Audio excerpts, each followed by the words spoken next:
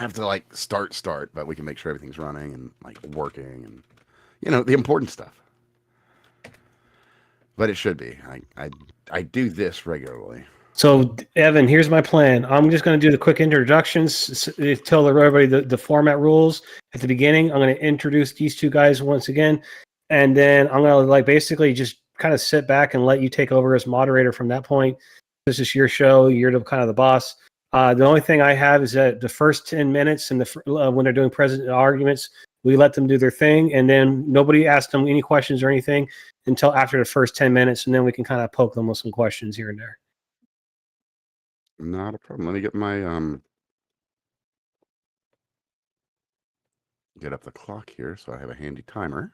Yeah, I'm gonna repost the format right now to your chat. And I made the modification of the extra 5 minutes the 5 minutes for the presenting guy. Yeah, sounds good. So that's gonna be so Tachyon, you're gonna be presenting first, and then Shikaki will be presenting for the immigration one. All right, just let me know when. Yep. Let me just get a Actually, the best thing we could do here so that we make sure we've got this all right. Let me get a sound check from everyone and make sure our levels are all good. Hello. Next, Hey. please. Hi, it's me. Hello. Okay. Let me just run that through real quick, make sure we sound good. Where did I put that?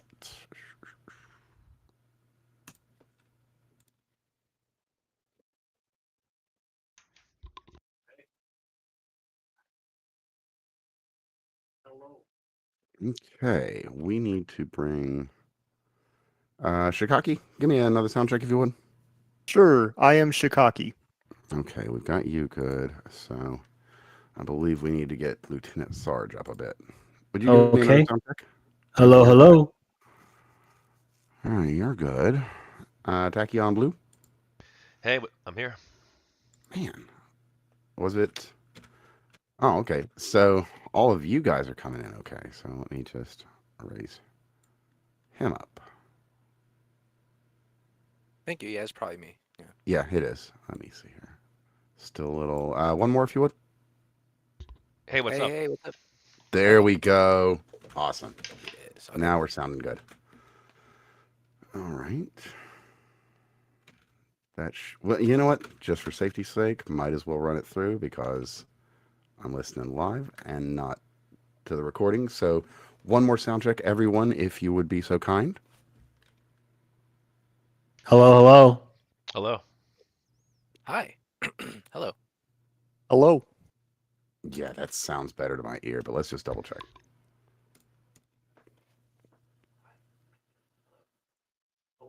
Hello. Nice. Perfect. That'll work great. All right, cool. We're good. Let me just throw a tweet together here. All right. You guys' audio is not going through my microphone by chance, is it? I don't think so. You're not hearing any feedback. Okay. Yeah, everything sounds right on my end too. Okay, good. All right, I have Odyssey up and my YouTube up. I'm going to be trying to lurk into the chat or your guys' videos. You on Twitter, Shikaki? No. Oh, okay. I don't think I am. Maybe I have a throwaway? Well, if you got one you want me to list, I'll be happy to. Oh, no, it's fine. Okay.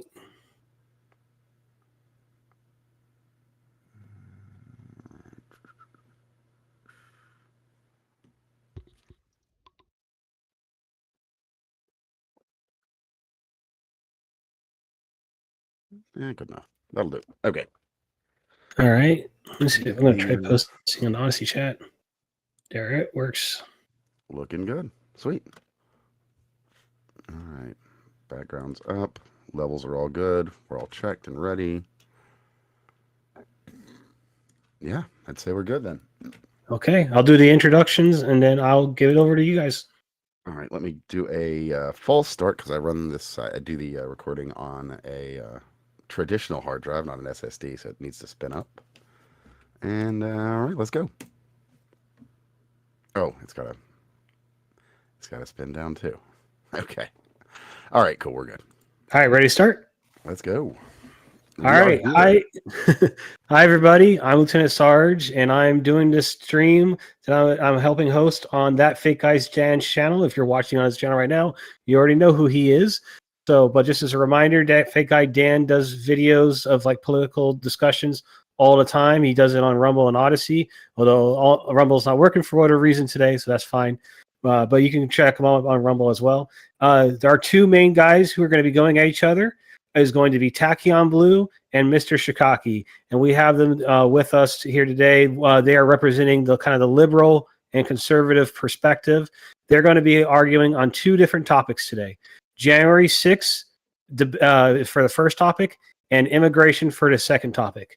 The structure is the presenting arguer is going to have 5 minutes each 5 minutes to present their argument. Then the rebuttal guy will have 2 minutes to just give their presenting argument. And then the cross debate is going to start. And for the first 10 minutes, we're just going to let these guys go at it, and we'll see how well they do. That Fake Guy Dan, he's just going to kind of help with some moderation, bring in some questions if he finds a flaw in their argument, and can kind of confront them a little bit on it. And I will be getting questions probably from the chat and everybody else. If you guys have any questions you would like me to ask, I'll try and do that as well. And then at the last 10 minutes, we're going to let our guest commentator, Rotten Apollo, he is a politically neutral person. He just likes to do political discussions with friends and has questions of his own. So if he has any questions, we'll do that. Other than that, I think we're ready to start. So I'll go ahead and get a clock going on my phone here, and then we can start. Tachyon Blue, he's going to do the first topic. He's going to present first on the January 6th topic, and then MrShikaki will present first on the immigration topic. So I think that about covers it. And well, let me do let's do the quick intros just in case. Oh yeah, sure, go for it. So, I'm Evan at that Fake Guy Dan, all the places. Lieutenant Sarge here. You can find him, Lieutenant Sarge 1986. Is that right? Are you asking me a question? Yes. Oh, what was it again? What's your social media? Oh, it's Lieutenant Sarge 2 on Twitter. Oh, 2. Okay, there you go. You can't find Shikaki on Twitter, but if you'd be so kind as to introduce yourself to everyone that'll be listening. Yeah, hi, I'm MrShikaki. I used to be like 1/8 of an e-celeb 10 years ago, and now I'm a boring accountant. Nice. Sounds exciting. And Tachyon Blue? Yeah, I'm Tachyon Blue. I'm currently working on my second book about Gamergate. It's a multi-volume book where I've interviewed over 50 people on both sides of the Gamergate debate, and I'm currently transcribing their work as well as finishing up a few interviews. I'm also a political live streamer on the side, Tachyon Blue on YouTube, also Kick and Twitch, and I'm looking forward to this discussion, so it should be fun. Excellent. And mystery moderator, if you'd be so kind as to introduce yourself as well. Is that me? Hello. That's you. I'm Rotten Apollo, or Isaac. Either is fine. I used to be a very politically interested person, and that changed over time. I don't have any real political leanings. I don't care about politics at all, but I have a background in philosophy. I have a bachelor's from UC Santa Barbara in philosophy. So I'm very good with arguments. I'm very interested in perspectives. I'm very interested in following along and trying to understand what a person thinks, and then to try to better do that myself. I ask questions to see if what they're saying reflects with something I can come to believe on my own. So that's sort of where I'm coming from. Sounds reasonable. Have you got any social medias you'd like to share? Not particularly. Rotten Apollo everywhere. Twitch. I don't use really Twitter or Instagram or anything. So Twitch, Rotten Apollo.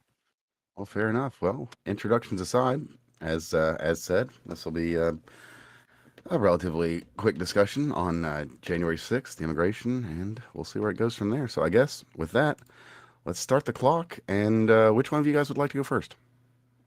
Sarge said I was, unless you object. I got Tachyon going first. That's perfectly good. Well, sir. And I got the clock ready to go. So are we ready? Let's do it. Let's do it. Bink. Okay. All right. Clock started. Well, thank you. Thank you, Sarge. Thank you, Dan. Thank you, MrShikaki, for meeting me. And thank you, Rotten Apollo. I've done a little bit of research on January 6th and the lead up to this. I've read some of the report live. I've also watched the hearings, all of them. And I've sort of compiled what I think sort of happened. I've also looked at some other additional resources as well. But I think for my opening statement, I just want to lay out my understanding of what happened. All right, so in the lead up to the election, Donald Trump told his supporters on the campaign trail not to vote by mail, and that the only way he could lose the election is if it was stolen from him. He did plan to declare victory before the election, regardless of the outcome, and he did declare victory before the votes were while the votes were still being counted, and even though he knew a winner could not be determined. He knew that he lost the election and was informed as such by his own campaign staff. And he then decided to challenge his loss in court and lost 61 cases, winning only one that did not materially affect the outcome of the election. That's his legal right to do that. He has the right to legally challenge the results if he wants, but once those legal challenges have been lost, well, then it's time for him to concede. He did not do this, though. On November 11th, after it was clear that Biden had won, Donald Trump ordered the rapid withdrawal of forces, American forces, from Afghanistan and Somalia by January of 2021. He also having lost his court cases. The Department of Defense and Department of Homeland Security investigated Donald Trump's claims of electoral fraud, as well as the states, and repeatedly informed him that there was not fraud to overturn the results of the election.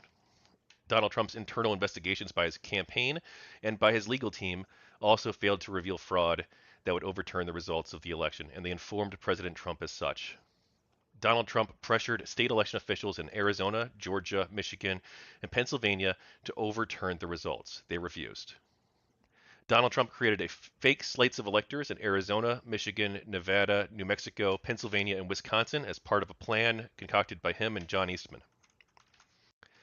After being refused by the Attorney General, Donald Trump met with General Michael Flynn and Sidney Powell, Rudy Giuliani, and others to plan to use the military to seize voting machines, but was ultimately talked down from this.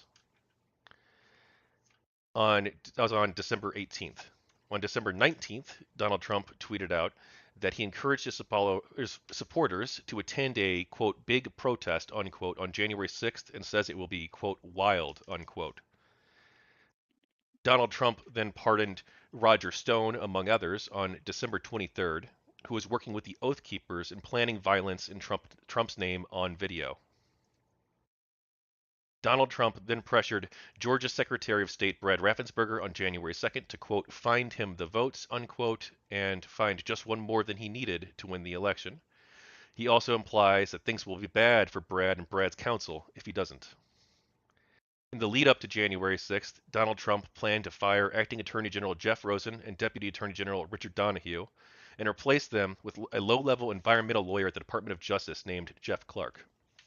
President Trump wanted Clark, as Acting Attorney General, to send letters to several states falsely alleging that the department's investigations had found fraud. Donahue and Rosen, as well as Pat Cipollone and Eric Hirschman, talked the president down from this after threats of mass resignations at the Department of Justice. In the lead up to January 6th, Donald Trump and John Eastman pressured Mike Pence to overturn the election results and use the fake... 1 minute left. Okay. Man, I still have a lot to go. Gotta go fast. Yeah. Okay. Duck. In the lead up to January 6th, Donald Trump and John Eastman pressured Mike Pence to overturn the election result and use fake slates of electors as justification. Donald Trump knew that he had lost the election. Donald Trump was informed of this by people who he trusted to investigate, including his own campaign, including his Department of Justice, including the Department of Homeland Security, including his cabinet members, and including his family. They all encouraged him to drop the stolen election conspiracies that he was spreading and that he was responsible for bringing his crowd to the Capitol on January 6th. He is responsible, essentially, for the violence that occurred, and he is responsible for attempting to thwart the peaceful transfer of power in the United States of America, and that is a problem. And your time is up. All right. So we're going to go over to Tachyon, from Tachyon to Mr. Shikaki. He's going to have 2 minutes to present his rebuttal arguments. or go ahead and counter anything that Tachyon just said here. And I just want to say something that I don't think got put in the introduction real quick. I just want to say here, Tachyon here and MrShikaki haven't talked to each other really too much since the Gamergate days. So this is kind of a reunion for them. So hopefully when the debate happens, you guys will give us a show. All right. 2 minutes. Go, MrShikaki. Sure. So there were two central themes of this. One of them, I'm not going to take a lot of focus onto, is Trump asking people to do things and then the people not doing them. Things can get turned around in court a lot. If Trump says, hey, can we do this? And they say no, the court could say, well, he wanted us to do this and we said no and he pressured us. The main thing is action. Donald Trump went to the Capitol. I'm going to go straight to January 6th. Donald Trump went to the Capitol and he said, I know that you guys are going to be making a demonstration where you will peacefully and patriotically make your voices heard. He told them to be peaceful. If you tell people to be peaceful and they commit violence, you don't really have a lot of control over them. And it seems like this entire legal theory is running under the assumption that Donald Trump has total control over his voting base, which isn't really true. I'm also going to focus a bit on what I think is a pretty loose definition of incitement. Remember, this is just a reply. You have 1 more minute. Which I think is a pretty loose definition of incitement, which is to say that Donald Trump telling people to peacefully and patriotically make their voices heard means that he incited this insurrection. If we're going to say that people supporting rioters is incitement to an insurrection, then Kamala Harris said that the rioting of Black Lives Matter was going to keep going and only Joe Biden could stop the rioting. She encouraged the riot. She also has legal defense funds posted for the riot. So if this is going to be the metric we use to throw out somebody from the political process, it means that we are going to have to disqualify pretty much the entirety of Congress, both House and Senate, along with the current president, along with the current vice president, along with the previous president, previous vice president, and pretty much anyone who's on the ticket to run in the next few decades. And that's it for me. Okay. So now it's going to be 10 minutes with these two going back and forth. And then after 10 minute fake ID. We've ID. had a 5-minute presentation from Tachyon Blue and a 2-minute response from Shikaki. I feel it's only appropriate to allow the opposite.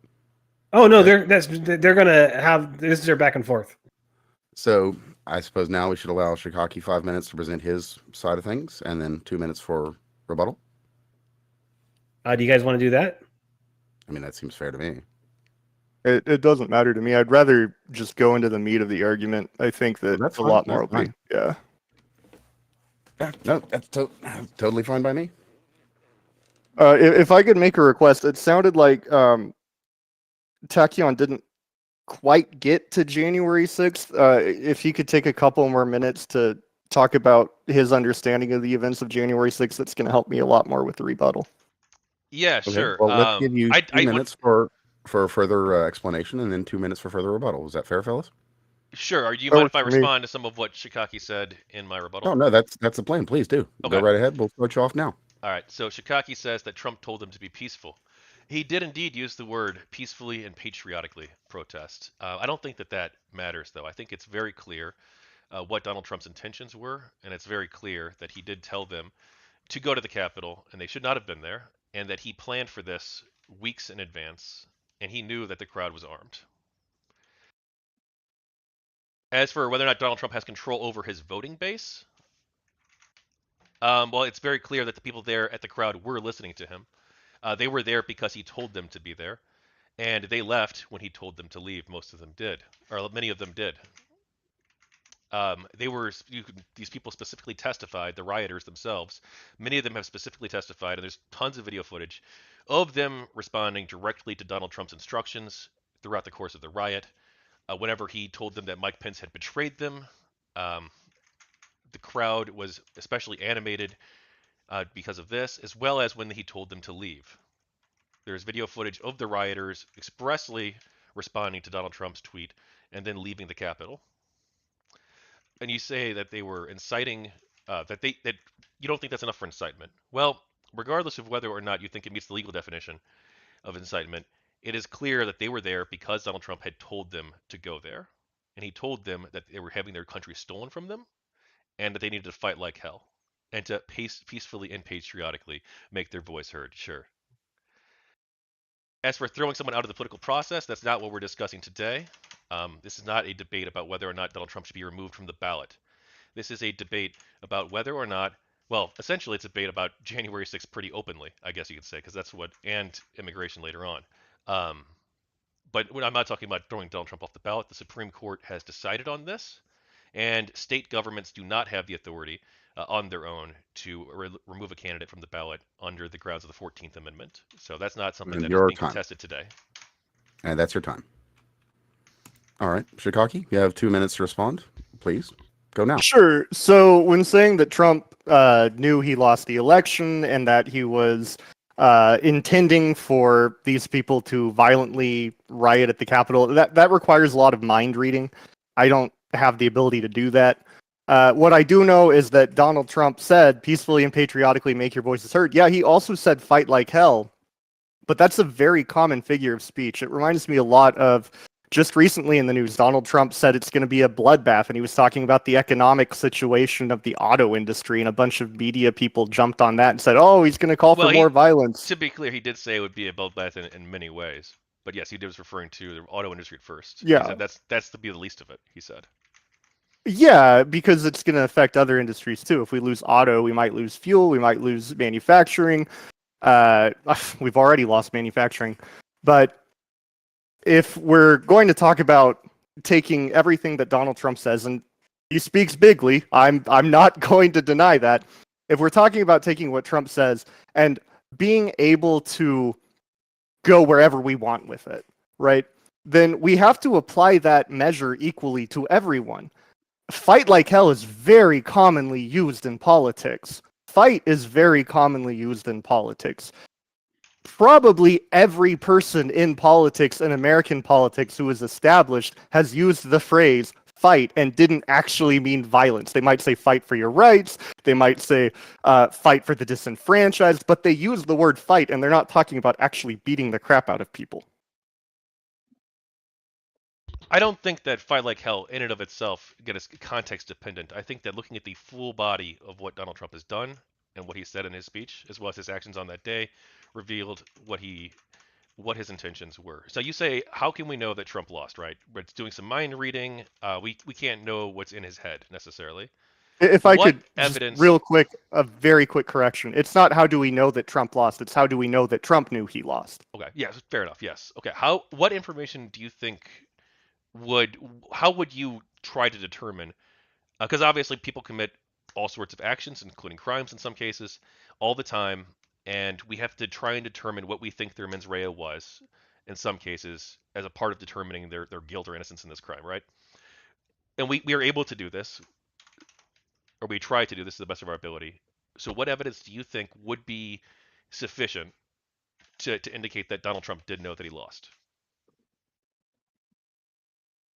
If Donald Trump actually told somebody that he lost.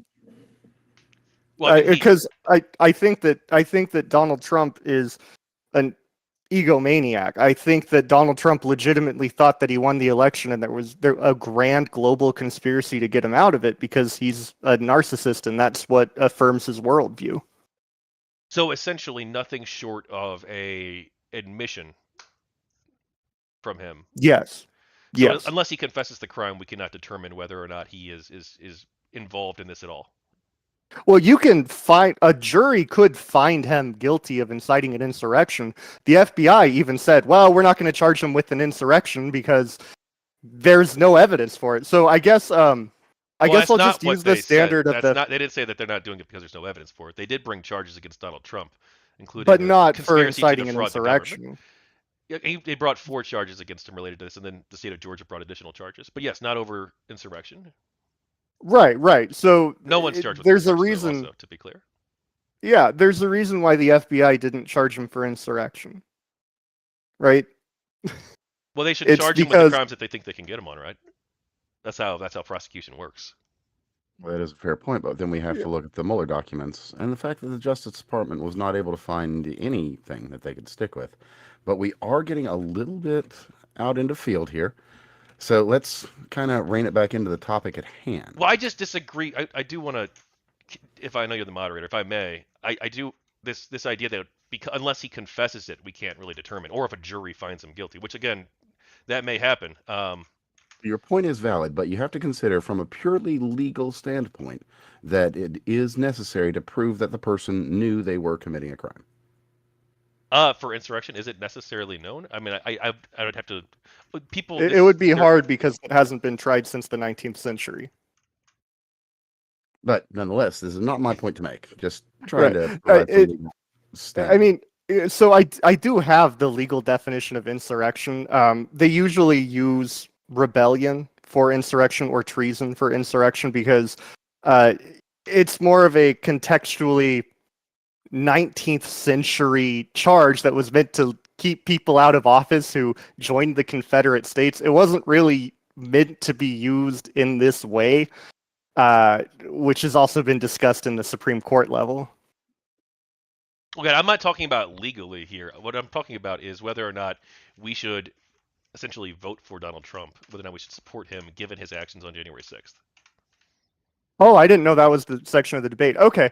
Well, that's my position. Like, to be clear, like I don't think he should be removed from the ballot, or Okay. at least not through the states. So the discussion is more about does Donald Trump's behavior in January 6th make it morally or ethically unpalatable to support him in 2024? Yes, that'll be my view.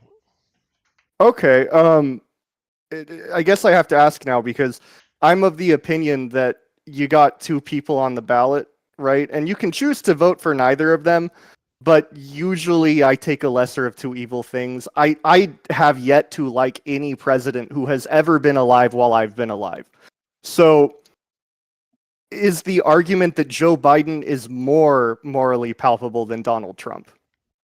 Yes, I do think that essentially almost any candidate would be. Given that he did in fact try to disrupt the peaceful transfer of power. Okay, so if let's say we had a president who was running who was trying to support the legal defense of rioters that could be charged with assault, could be charged with destruction of property, and these rioters' ultimate goal was to completely defund the police force. I would kind of consider that to be in the same vein as a riot against the government because it's a riot against a government branch, the police force. It's close enough to the military, I think. So I guess the question would then be like, why is January 6th now totally inexcusable? But the entire left-wing response to the Black Lives Matter protests is not only apparently excusable, but I mean, I didn't even hear you bring it up, so I guess isn't even meeting the criteria of the same kind of insurrection. Yeah, so I don't think that Black Lives Matter largely was an insurrection. I think that for the most part it was peaceful protests. I think that the vast majority of the people who were there were indeed acting in a peaceful way. There were people who were not, and those people, if you want to call them insurrectionists, you can, sure. And I'm fine with those people getting thrown in jail. Same position I had in 2020 during these riots. And yeah. Now I think there's a difference though between, okay, so you have a peaceful protests and a few people get a little bit out of line and they loot a store, a Walgreens or a Target.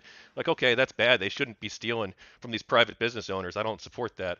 They shouldn't be trying to start cars on fire or whatever. That's obviously bad behavior.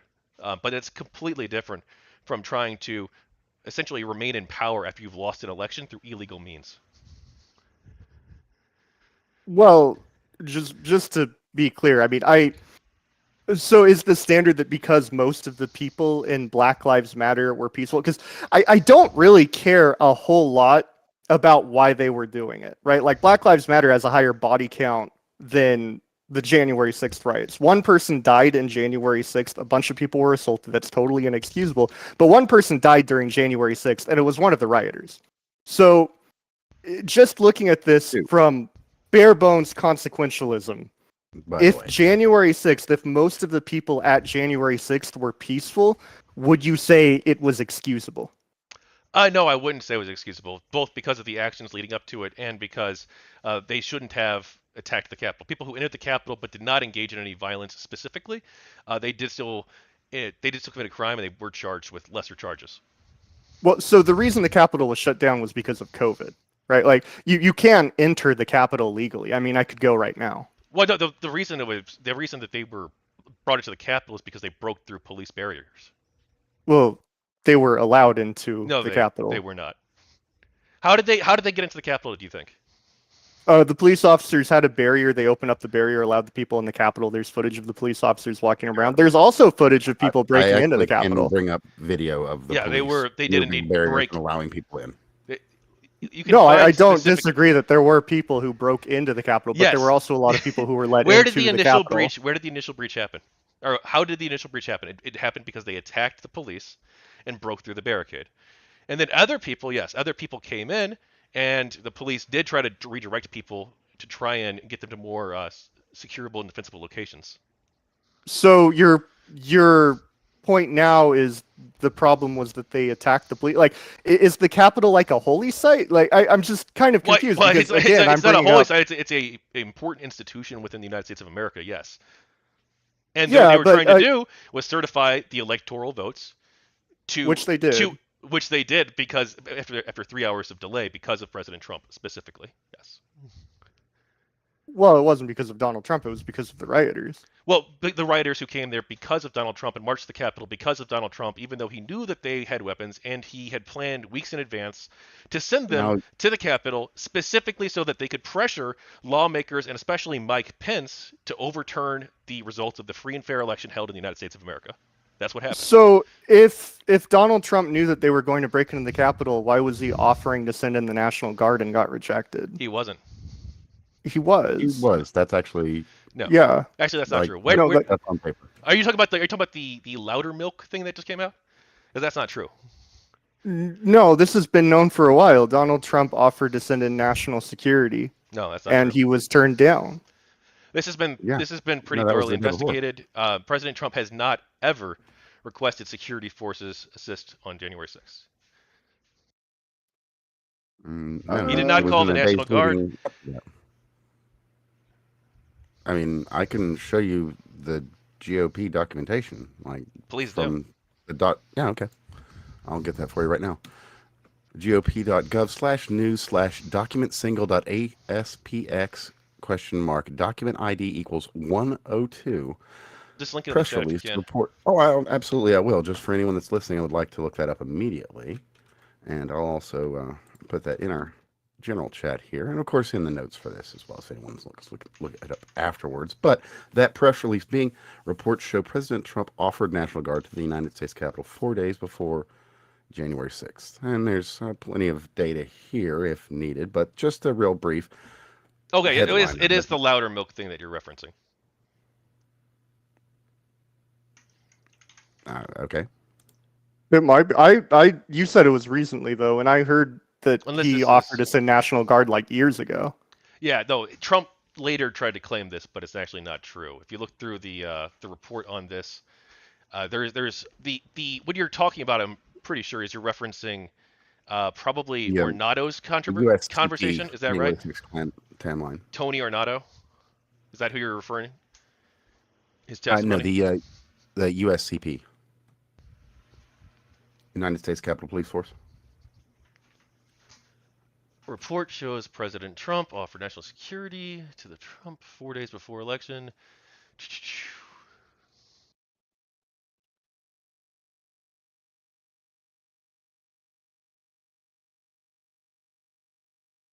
But yeah, I'll make the. Yeah, I don't. US Again, Capitol Police Force I don't. I'm timeline pretty sure that this is not true, and everyone. this does not refer to the National Guard actually. And you linked to something different here, Paolo. You've linked to the Ornato testimony, and if you go through that, at no point did President Trump actually call for the National Guard to be deployed, nor on January 6th did he deploy the National Guard or any other security forces.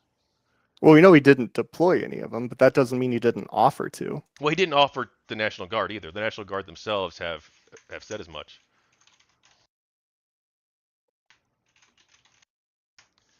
And that's also in the report as well.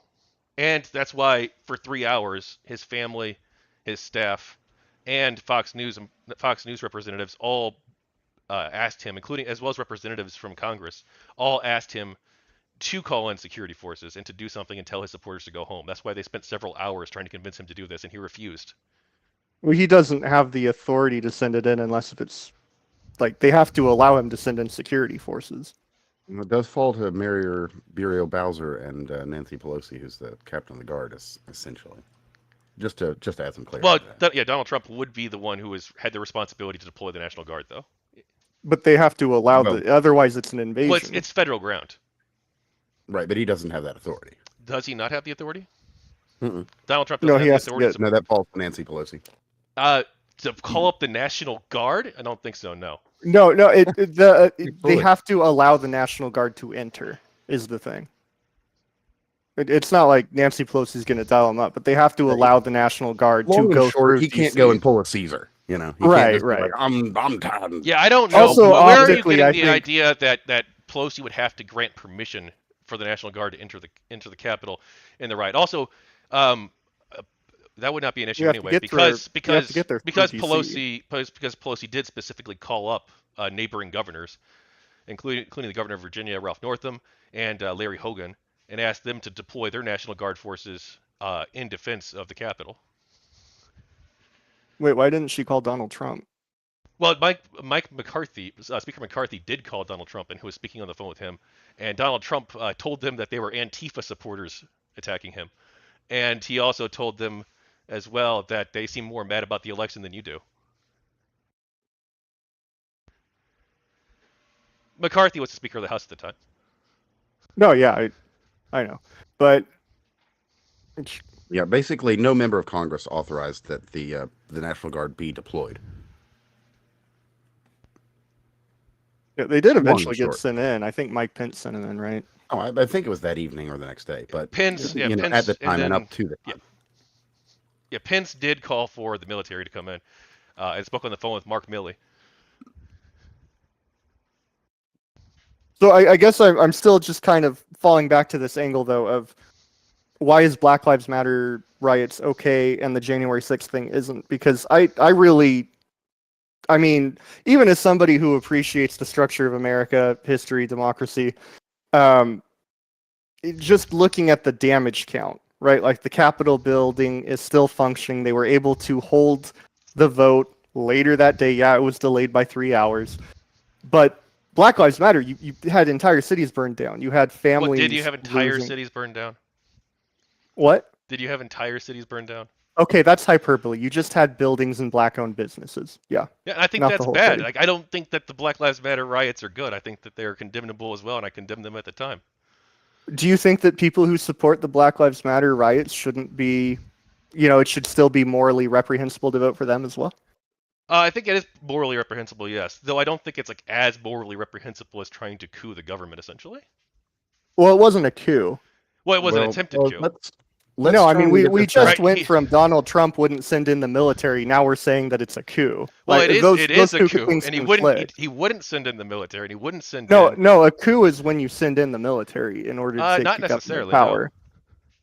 military coup is when you send in the military. To be fair, Yeah, you don't need to have the It military. would have been a for coup. bloodless coup that Donald Trump orchestrated to remove himself from power. That's entirely possible. Or to keep himself in power.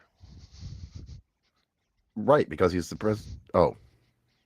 Well, anyway, we were talking about the kind of the January 6th thing here, and we've gotten a little out of board. So let's see if we can maybe Well, bring Well, I do this want to go back back in. to what Shikaki said earlier, though. I do about we can't know, like what is truly in his head. So, like at that point, it's either The one, he's political- like truly insane and he's incapable of distinguishing what's true and what's not. In which case, I think that would be a problem. Like if he does genuinely believe the election claims that are originating from himself, essentially, and everyone around him is telling them that they're not true, including the people in his own administration are telling them Well, that the we same people investigated these told him claims. that he wasn't going to win in 2016, right? Like, Did I they? mean, Did Attorney General Bill Barr tell Most- Donald Trump that he wasn't going to win in 2016? A lot of people said that Donald Trump wasn't Well, he going to win wasn't the the attorney general at 2016, the time. So a lot of a lot of people, yeah, a lot of people did say that. I including don't see Hillary what. Clinton when she Again, we have lost, saying elections it in was Russian disinformation. we have elections in the United States of America, and a Yeah, large number of people have different opinions on this. I'm sure a lot of people did think that right. Trump couldn't win, and those people were wrong. Well, and those people think there are also people who think that Hillary Clinton would have won that election if it weren't for Russian interference. Yeah, and I don't know. Maybe those people are right. I don't know. I've not looked into that specific case. We're not discussing that tonight. well, there's no need to worry about that. Robert Mueller looked into that case and found that, in fact, that was the case. She would not have won without, foreign interference. So Hence the Mueller report. I guess the reason why I'm bringing it up is because I'm noticing a very interesting trend, which is when anyone who isn't Donald Trump does something, it's fine, right? But when Donald Trump specifically does it, and we have it from, there are a lot of situations. I'm not going to go into them because we're trying to focus it on January 6th. But it does seem like when Donald Trump specifically does it, we have to look at it from a different angle. Now, you're saying that in response to what I said, that Donald Trump, if he didn't know that he lost that election, he could be, he could be crazy, he could be insane, or he could have just genuinely thought that there were a lot of weird things that happened during that election, and he thought, yeah, I think I actually won that election, right? Like, that is also fair game. We did change a lot of voting procedures because of COVID in 2020. Now, I think he lost, right? But in fact, I'll even go one further. I'll say he lost the election, right? That's how our election process works. But I still could think that Donald Trump specifically could think that Donald Trump won the 2020 election without being insane. So how could he believe this if there's no evidence to support it, and all the people who he's tasked with investigating it, from his campaign officials to the Department of Justice to the Department of Homeland Security to his lawyers, Rudy Giuliani's team, where Rudy's own lawyers were looking into this, have since testified and said that they could not find any evidence that would change the results of the outcome of the election. So all these people are telling him no. He decides, you know what? It's all corrupt. The whole world's out to get me. It's some great conspiracy. And so he decides, what? Is that a sane person at that point? Yeah, it could be. I don't think so. Sure. He needs his I don't sanity think on so. trial. That's really the question. Well, but then I guess it also boils down to the fact you're saying, well, how do we know what he thought, right? Or I'm sorry, I said, how do we know what he thought? And you said, well, he either thought this or he's insane. Well, because we know the information that Donald Trump had. Yeah, but I mean, if mental faculties is on trial, then again, how are you voting for Joe Biden? Well, I'm not here to talk about Joe Biden specifically tonight, but yeah, I want to vote for him because I think he's a better candidate. I thought he did it okay in the State of the Union for the most part. He's not a threat to democracy, and so yeah, he's going to get my vote. And I would have possibly voted for Nikki Haley too, but well, the reason reason why I bring up Joe Biden, we can keep it focused on January 6th. That's fine. I think that we should kind of branch it out a little bit when we're talking about, because I'm trying to wrap my head around what the goal of the debate is, and I thought the goal of this debate was whether or not it was morally reprehensible to vote for Donald Trump because of his behaviors on January 6th. No, to be fair, the goal or of this debate something is close to that, the essentially. discussion of where we fall on the issues of January 6th and immigration. Well, I mean, I'm against January 6th happening, but if the point is whether or not it's morally reprehensible to vote for Donald Trump, again, I take it back to there are two options, right? So if we can't vote for Donald Trump because he was supporting these violent anti-power riots, then we also can't vote for Biden because he was supporting the violent anti-power riots of 2021, the Summer of Love, the mostly peaceful protest. Well, wait, if we can't was support Joe Donald Biden Trump, supporting the riots? Yes, Kamala Harris actually linked Kamala to fundraisers to help, and Joe Biden picked Kamala Harris to be his vice president. Yeah, he didn't specifically support any riots. Well, sure, he can't support himself on stage. And it is different. It is very there is a false equivocation here about you haven't I'm really not a fan gotten of either, though. Kamala Harris. I'm not a fan of Kamala Harris necessarily. But funding people's bail, paying for their bail when they've not been convicted of any crime, is quite a bit different from deliberately orchestrating a multi-stage plan to remain in office. Well, no, it was just presenting a bad legal theory. I mean, Well, no, and then was the it legal just theory got struck down. Does the Yeah, no, it was exactly that. I mean, he presented a bad legal theory that Mike Pence had the sole power to decide who won an election, and that was wrong. He was so he's incorrect able in his to- legal theory. And so, do you think that like as long as you have like a legal theory, or you call something a legal theory, that you have the carte blanche to take any actions in line with that theory? What actions are we trying to remove from Donald Trump that he did? What are we saying was not okay that he did? Well, I think a lot of things that were not okay, right? Like it's not okay for him to knowingly declare victory when he lost the election. Well, he knowingly, the first time he knowingly declared victory, he was ahead and it looked like he was going to win. Yeah, he jumped the gun and he was wrong. Well, no, I mean, it's not that he just Joe jumped. Biden also It's not that said he it was just looking jumped the good. gun. He didn't just jump the gun. He specifically knew that he could not determine at that time who the winner was, and he was told as much by his own campaign and his data team with his campaign, who've all testified that he knew that he couldn't declare victory just yet, but he did so anyway, falsely, and he planned on doing this weeks in advance. I mean, it's not illegal to falsely declare victory, though. Again, Yeah, it's not illegal to falsely declare victory, but I think it speaks incredible volumes. Like we're just going to go through go through this entire process, and I feel like at the end of it, you're gonna be like, well, you know what, like he can do that, I guess. I don't support it, but and that's where we're gonna be at. We're gonna be like, but I don't think it disqualifies him for office to deliberately lie to the American public and declare victory and remain in office. Well, it wouldn't considering necessarily it be is- lying. Well, to be fair, it is the job of an American politician to lie to Americans. That's But why they exist. So I- to expect them to do otherwise is quite silly. Well, you I also just say think we it's- also brought up earlier. I want to talk about this too. You say that we're holding Trump to some like unique standard. Like no, what Donald Trump did was uniquely bad. No other American president in history has tried to disrupt the peaceful transfer of power before. This is like a uniquely Donald Trump thing. It's not all because presidents they- do it. Obama, remember when he tried to coup and keep himself and keep himself in power when Mitt Romney won, or Bush, or how about Clinton? Right, Like they no, won. this is a uniquely But they Trump won, thing. right? Mitt Romney won, right? Well, he didn't He win. won the presidency. No, he did win. You just told me he won. No, I He was won. a And hypothetical. Obama fought against and I said it he so that didn't. he could stay president. Oh, Well, so I- that didn't happen. Exactly. I'm saying that this is this So you're Trump's the saying first these person events in didn't American happen. history These who's are done- entirely fabricated events that you've come up with. Well, I just I specifically said though that it didn't happen. That Exactly. So these events did not happen. yes, because Donald Trump is the first person in American history to have done this. The first sitting president to have done this. Because this was done by basically everyone that's lost in my lifetime. Yeah, I mean, No, I was no, thinking about no, it. Al Gore did. Clinton. Al Gore had a Gore- bogus Al legal Gore theory that in you were Florida. able to recount certain districts without recounting the whole state. What did Al Gore do? He took it to the courts. He lost at the Supreme Court, and then he said, "Okay, you know what? I lost the election. I concede," and then he let Bush become president. So let's say Donald Trump, though, thought that it was going to just be a peaceful protest. Like you keep bringing up that he knew they had guns. Well, they're Republicans. Republicans have guns. That doesn't mean they're going to Actually, use them. That's an excellent point. Why don't we just real quickly dive into that, because I haven't personally seen that reporting.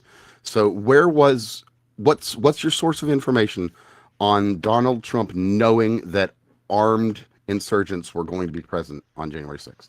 Well, okay, all right. So I don't have this immediately pulled up, but it is in the report.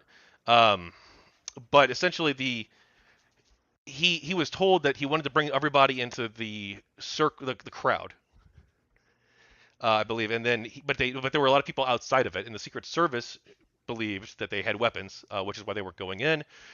There's a private group chat from the Secret Service saying this, and also on the Secret Service radio, they were talking about how there were people in trees with guns. There's video footage of this as well, of the people. You can't see their handguns necessarily. And then I believe there was a conversation between him and one of his staffers about the magnetometers. I can probably try and search this up.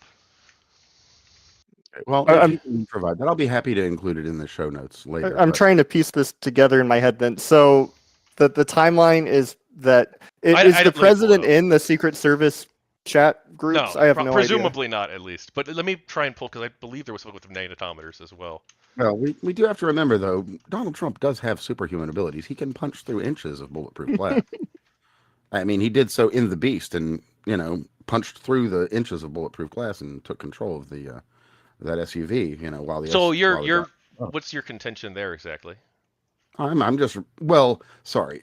This is what he did. I'm just explaining the process that he went through to gain control of the Beast. Okay, so you're saying that Tony Ornato lied to Cassidy Hutchinson, or Cassidy Hutchinson lied in conveying and I guess the police sergeant did as well as too, the Capitol Police Sergeant, it was a Metropolitan Police Sergeant, also lied about the exchange that happened inside the Beast, it wasn't the Beast, it was the SUV, the presidential SUV, I guess. No, that's the Beast. Okay, the Beast.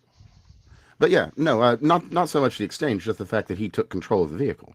That is what was reported on. Well, she testified that Ornato told her that he did in front of exactly. one other person, the driver. And to do that would require superhuman might, quite literally, to punch through or smash through or pull down or move the bulletproof glass from the hermetically sealed container that he's in. Like that, quite literally, superhuman abilities would be required to do what was reported. I mean, just simply, there's no more or less to it than that. Yeah. So we have to take with some degree of incredulity, is what I'm trying to say here. Well, if you have information that you think that the testimony is inaccurate, you're welcome to submit that to them. Well, I can't. I'm not a weak guy, and I don't see myself being able to punch through 3 inches of Lexington. Is all I'm saying. Well, they never testified that they punched through the glass. Right, exactly. It's just that we know that it's there, and to do the actions required would necessitate the making. I've seen that cartoon Danny Phantom. He might have phased through it. Well, his uncle did have access to the Tesla papers, so maybe there was something in there. But what I'm trying to get, because you're gonna have to. We're getting way out of left. You're gonna have to point me to Donald Trump specifically knowing that people were at the Capitol with weapons, well, it doesn't matter wanting if you to cause an weapons, insurrection. though. I don't think that is even necessarily. You brought it up a couple of times. To be completely fair to both of you here, what you're presenting here is that the information may perhaps have been available, but there is really no chance that he'd have had it on the immediate. This is after action stuff, being real. I also think just culturally, Republicans hear that somebody had a weapon and they react to it a bit differently. Well, I know. Hang on. And just let me pause you both actually on this and make an important point on this, because there is video that has recently surfaced in the released January 6th footage of some guy that, interesting enough, still hasn't been found or arrested, pulling a gun out of his waist and shooting some shots up into the air at the outside while he's climbing up some of the scaffolding. Interestingly enough, much like Ray Epps, he's been largely ignored up until now. But yeah, there is video of that. Hey, real quick, that fake guy Dan. In 10 minutes, I'm going to bring Rot and Apollo in to ask them the questions for the last 10 minutes of the topic. Sound good? Absolutely. And then we can move on theoretically to immigration. Yep, sounds like a plan. We'll migrate over to it. Absolutely. Okay, all right, here we go. From the report itself, I'll go ahead and link this to. It is on page number 69. 95 on the PDF. Okie dokie. I'll throw that in links for everyone.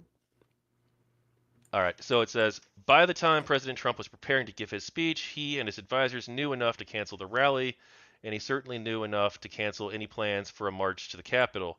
According to testimony obtained by the Select Committee, President Trump knew that elements of the crowd were armed and had prohibited weapons, and that many thousands would not pass through the magnetometers for that reason.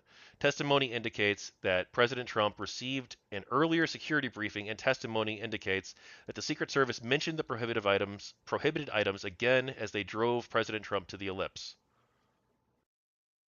I'm sorry, it's still loading for me. But I mean, I'll take your word for it that that's what it says. Certainly. I have no reason to expect you would lie about something like that. But to take that data into account, that is to say that he has made his speech, and then upon finishing the speech, being taken out of the ellipse, he's informed of this information. So, though he would have informed before, though. As I'm saying, he would have had prior information as stated, but there is no actionable intelligence, just the thought that this would occur. Then, upon leaving, finds that there is, and as I've said, we have video evidence that it did indeed occur. There was some guy that right about the time that things were getting started, he takes out his gun, pop, pop, pop, shoots it off, and things start getting crazy, as they often do when you hear a gunshot. And then, much like that, around that same time, the Capitol Police began firing off their rounds, not smoke rounds, CS gas, I think. But either way, everything kind of started going off right around then. And we have to note, though, that this initial storming is about 20 to 30 minutes before he has finished his speech. So he hasn't actually left the ellipse at this time. True, So actually, yeah, because the Oath Keepers and the Proud Boys had met outside of the bike racks prior, and then they attacked the officers there before the speech ended, or right Did as you say it was ended. page? I'm sorry. Did you say it was page 96? On the PDF, it's 90. What is it, 95 or 96? 96, and then it's page 69. It says on the document itself, because they depending on what you're looking at, the PDF it's 95, the paper itself is 69. It says executive Gotcha. summary. So, I guess, like, I'm going to try and put myself in Trump's shoes, right?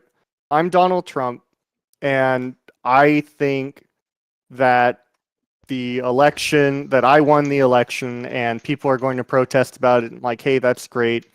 And somebody tells me, hey, we have reports that there are people that might be showing up at the Capitol building carrying illegal weapons. I'm like, oh crap, I should probably tell them to be peaceful, right? Which he did. Well, he did, and he did say that, and but that was already in the speech ahead of time. Yeah, but like, if these people are going to listen to whatever Trump says, why didn't they listen to him say be peaceful? I think a lot of them were quote unquote like peaceful in the sense that, again, there were tens of thousands of people at least at the rally. Only about between 1 to 2,000 of them broke into the Capitol. But he did in fact send them there, and it did in fact do nothing, as he knew this was happening. Why didn't he do anything for 3 hours? What are we expecting him to do? Well, we're expecting him to either call up the National Guard, call up law enforcement, do something. Instead, he calls up lawmakers, him and Rudy Giuliani, and he asks them to delay the certification of the vote. And then he tweets out that Mike Pence betrayed them to the crowd that he knows already at this point has already breached the Capitol, because he found out about that upon returning to the White House, or on the right there. And he just sits in the dining room for 3 hours watching it on television, calling Rudy Giuliani, and then calling Speaker McCarthy and telling him that they seem more mad about the election than you do, and then ignoring the advice of his aides, his family members, and Fox News hosts like Sean Hannity, and I think it was Laura Ingraham as well, who specifically asked him to call off the mob. And he didn't do this for several hours. And his advisors believed, correctly I would say, that Donald Trump didn't want to call off the mob, and he didn't want the police to stop them, because they were doing exactly what he wanted. Mob. Well, he did eventually, after it looked like he was going to fail after 3 hours. I mean, it looked like it was going to fail from the get-go. Let's be real. Not to him, apparently. Well, this is conjecture on your part, as you are not a telepath. You don't know the thoughts of Donald Trump at the time, unless you are. I mean, if you are, then I'm incredibly It's impressed. so obvious, like, what he did, though. It's like, do you have to be like, oh no, he did nothing for 3 hours. He sat and watched it on television. He used that opportunity to pressure lawmakers to do the thing that he sent the crowd there to have them encourage them to do in the first place, which is delay the certification of the vote so that he can remain president. Like, that's exactly what he wanted. That's exactly what he did. The crowd did exactly what he wanted them to do, except they weren't as successful as he would have liked. And that's why he did nothing for 3 hours except for encourage them up. I want to push on this a little bit, because if we're going to say that it's really obvious that this is what he was doing, I mean, most voting Americans really don't care about January 6th anymore, right? Like, if you're talking about January 6th, independents, we know this from the polling, they don't really care about it. Republicans obviously don't care about it. Democrats do care about it. It's a strike against Donald Trump. That's great. It's good politics. But I wouldn't really say that it's so obvious when, like, more than 2/3 of the country don't agree with you. I don't know if that's actually true. I don't know what specific polling data you're looking at. I'm sure as time moves on, people have other concerns. They have economic concerns. They care about abortion. They care about healthcare. They care about immigration. They care about a whole host of other topics, and those are all going to be vying for their attention. I don't think that this idea that like most Americans are like all okay with January 6th is coming from, but also even if it were true, that has nothing to do with the truthness of the claim. Well, we don't know the truthness of the Well, claim. we do though, right? Because we've investigated this, and we're gonna again. I guess we'll see. I guess we'll see when Trump has his day in court. But Absolutely. I mean, as we all know, MK Ultra is a complete conspiracy theory. It's been disproven for years. I mean, there's no way that there. Let's be realistic. The drachma is one of the oldest forms of currency in the world. okay. So There's what no way- specifically? there's What no way specifically do you think they that got the wrong in the drachma report? Like which is of the going which of to the be- witnesses are lying? Which of the witnesses are being dishonest? Well, I definitely don't think he punched through 3 inches of bulletproof Well, no glass. one's testified that he punched through. You're talking about Cassidy Hutchinson's testimony. I also don't that think she he says was that able to. Tony phase through Ornato it. told her in front of one other person, who was there as well, and to one other Secret Service agent, that they were upset, that President Trump was upset that Tony Ornato and the driver would not take him to the Capitol to go march with his people, which is what he wanted to do. And that during this exchange, at one point, President Trump, she says, according to Ornato, tried to reach for the steering wheel. So is the argument that they just said, you know what, you know which vehicle doesn't need bulletproof glass? The one that has the president in it? Again, I'm mean, telling you what was testified. I don't know why you're like assuming that like, oh, it's impossible that he could have ever reached for the steering wheel. Like you don't have like diagrams of what this looks like or where the president was No, we sitting. do actually. And we literally have diagrams. and of we that, do have actually. and we do have the testimony Literal of the diagrams. police sergeant who was there and also Actual testified that he did in fact see that the president was extraordinarily unhappy. I don't think he didn't testify specifically. Well, I'm sure to, that he was extraordinarily unhappy. No, that they He just wouldn't lost an drive him. election. That they wouldn't drive him to the. He didn't just lose the election. He lost this months ago. To be clear, like the whole problem is that he can't accept this because he wants to remain in office. Sure, but I mean, But he's that's still the unhappy that he lost the fundamental election. issue. Right, That's like the Hillary fundamental Clinton's still issue. mad that she lost it. And Well, for anyone she has the watching, right of course, to be we've got elected. a But what diagram did- of the beast on screen right what now, did- if you're watching. But because you asked me what part of the testimony I disagreed with. I gave you a part, and then you said, well, that's the testimony. So it seems like this is an unfalsifiable thing. So your position essentially is that, we are that at Cassidy 1 minute, Hutchinson's Sarge. testimony regarding this Please is wrap your- untrustworthy. Comments. That you're essentially saying that either Hutchinson or Ornato, one of them is being dishonest in the situation, or misremembered events.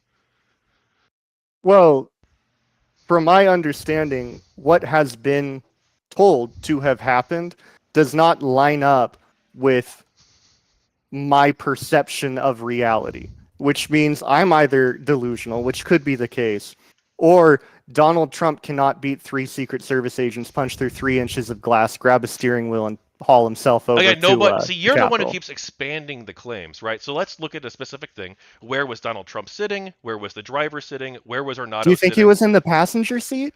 I don't know. You He's tell the me. president of the United States. He has He's to be not. seated in a place where somebody can't kill him with a gun. He was not, actually. Aside from the diagrams that we have of this, we do have further video of him being ferried away, and he was indeed in the back of the vehicle. Okay. And so your view is that he essentially cannot punch. That he can't grab the steering wheel given his current position in the backseat. Yes.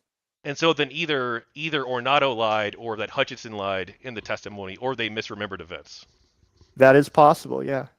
One could certainly say so. But I don't think it's even materially relevant. We are Fake at Dan, minutes you got it? of our times for this topic. So because we have gone so deep on it, I'm going to give you each 2 minutes. Tachyon, you've been speaking. We'll give you 2 minutes. Go. All right. Yeah, I would just say that anyone who examines the evidence of what happened on that day and in the events leading up to it, it is extraordinarily clear that President Trump is a threat to the liberal democratic constitutional order of the United States of America. I would encourage you not to vote for him. I would encourage you to vote for any other candidate. But I think essentially that he is a threat to the liberal democratic order. We've heard people talk about like, what about Hillary Clinton not conceding? Well, Hillary Clinton did concede the election. She didn't try to remain in office. President Obama didn't engage in illegal activities to try and make her win the election when she didn't. This is a unique Trump phenomenon, a unique Trump issue, and hopefully we can defeat this and defeat him in the coming election so that we can send a signal to the country and make sure that this precedent doesn't happen again, and hopefully, maybe, instill a little bit more ethics in our politics, in our society. That's it. You've got a minute, please. Unless you'd Uh, like to. um, yeah, I guess I didn't really prepare a closing statement, so No. It's fine. This is just a discussion. These things happen. yeah. We'll. That's a minute. That's fine. Go. Yeah. So I would say, yeah, Cocky, I would say, we'll say give you a that minute. I would Go say ahead that. and just a real quick wrap, if you'd be so kind. Okay. All right.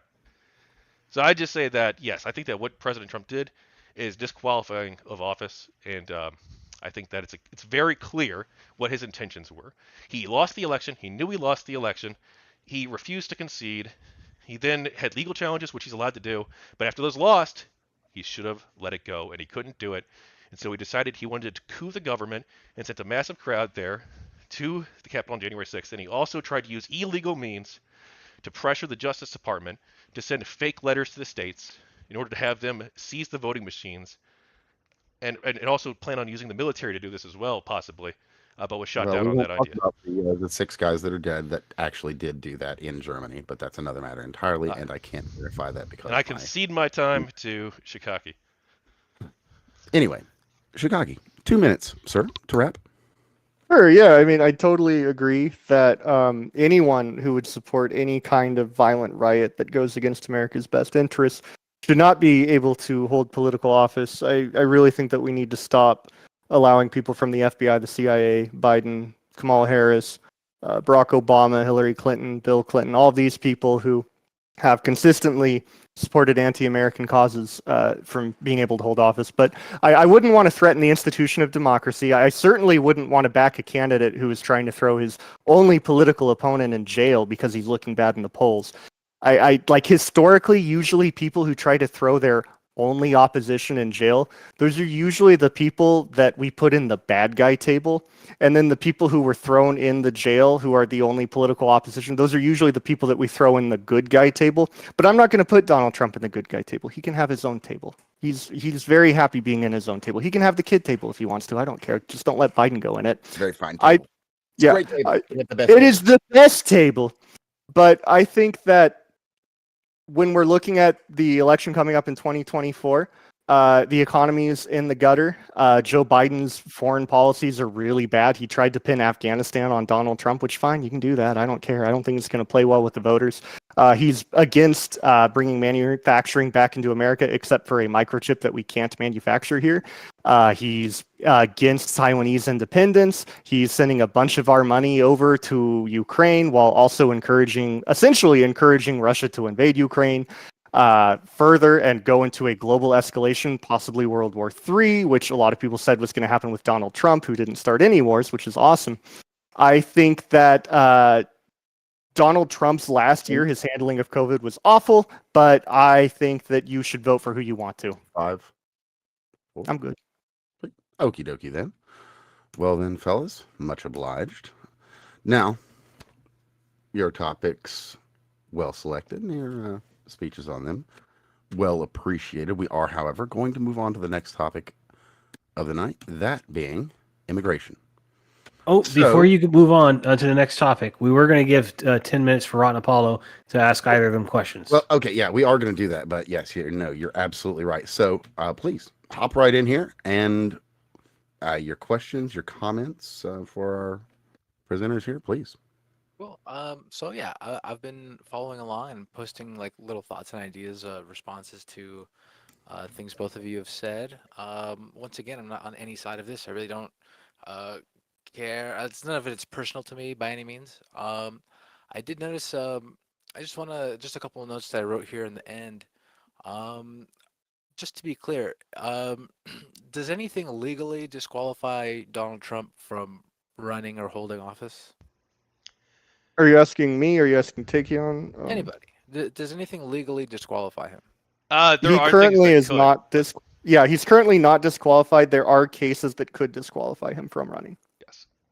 There are cases that they're pending cases. No. Yeah. Well, no. Those the Supreme Court's decided on those.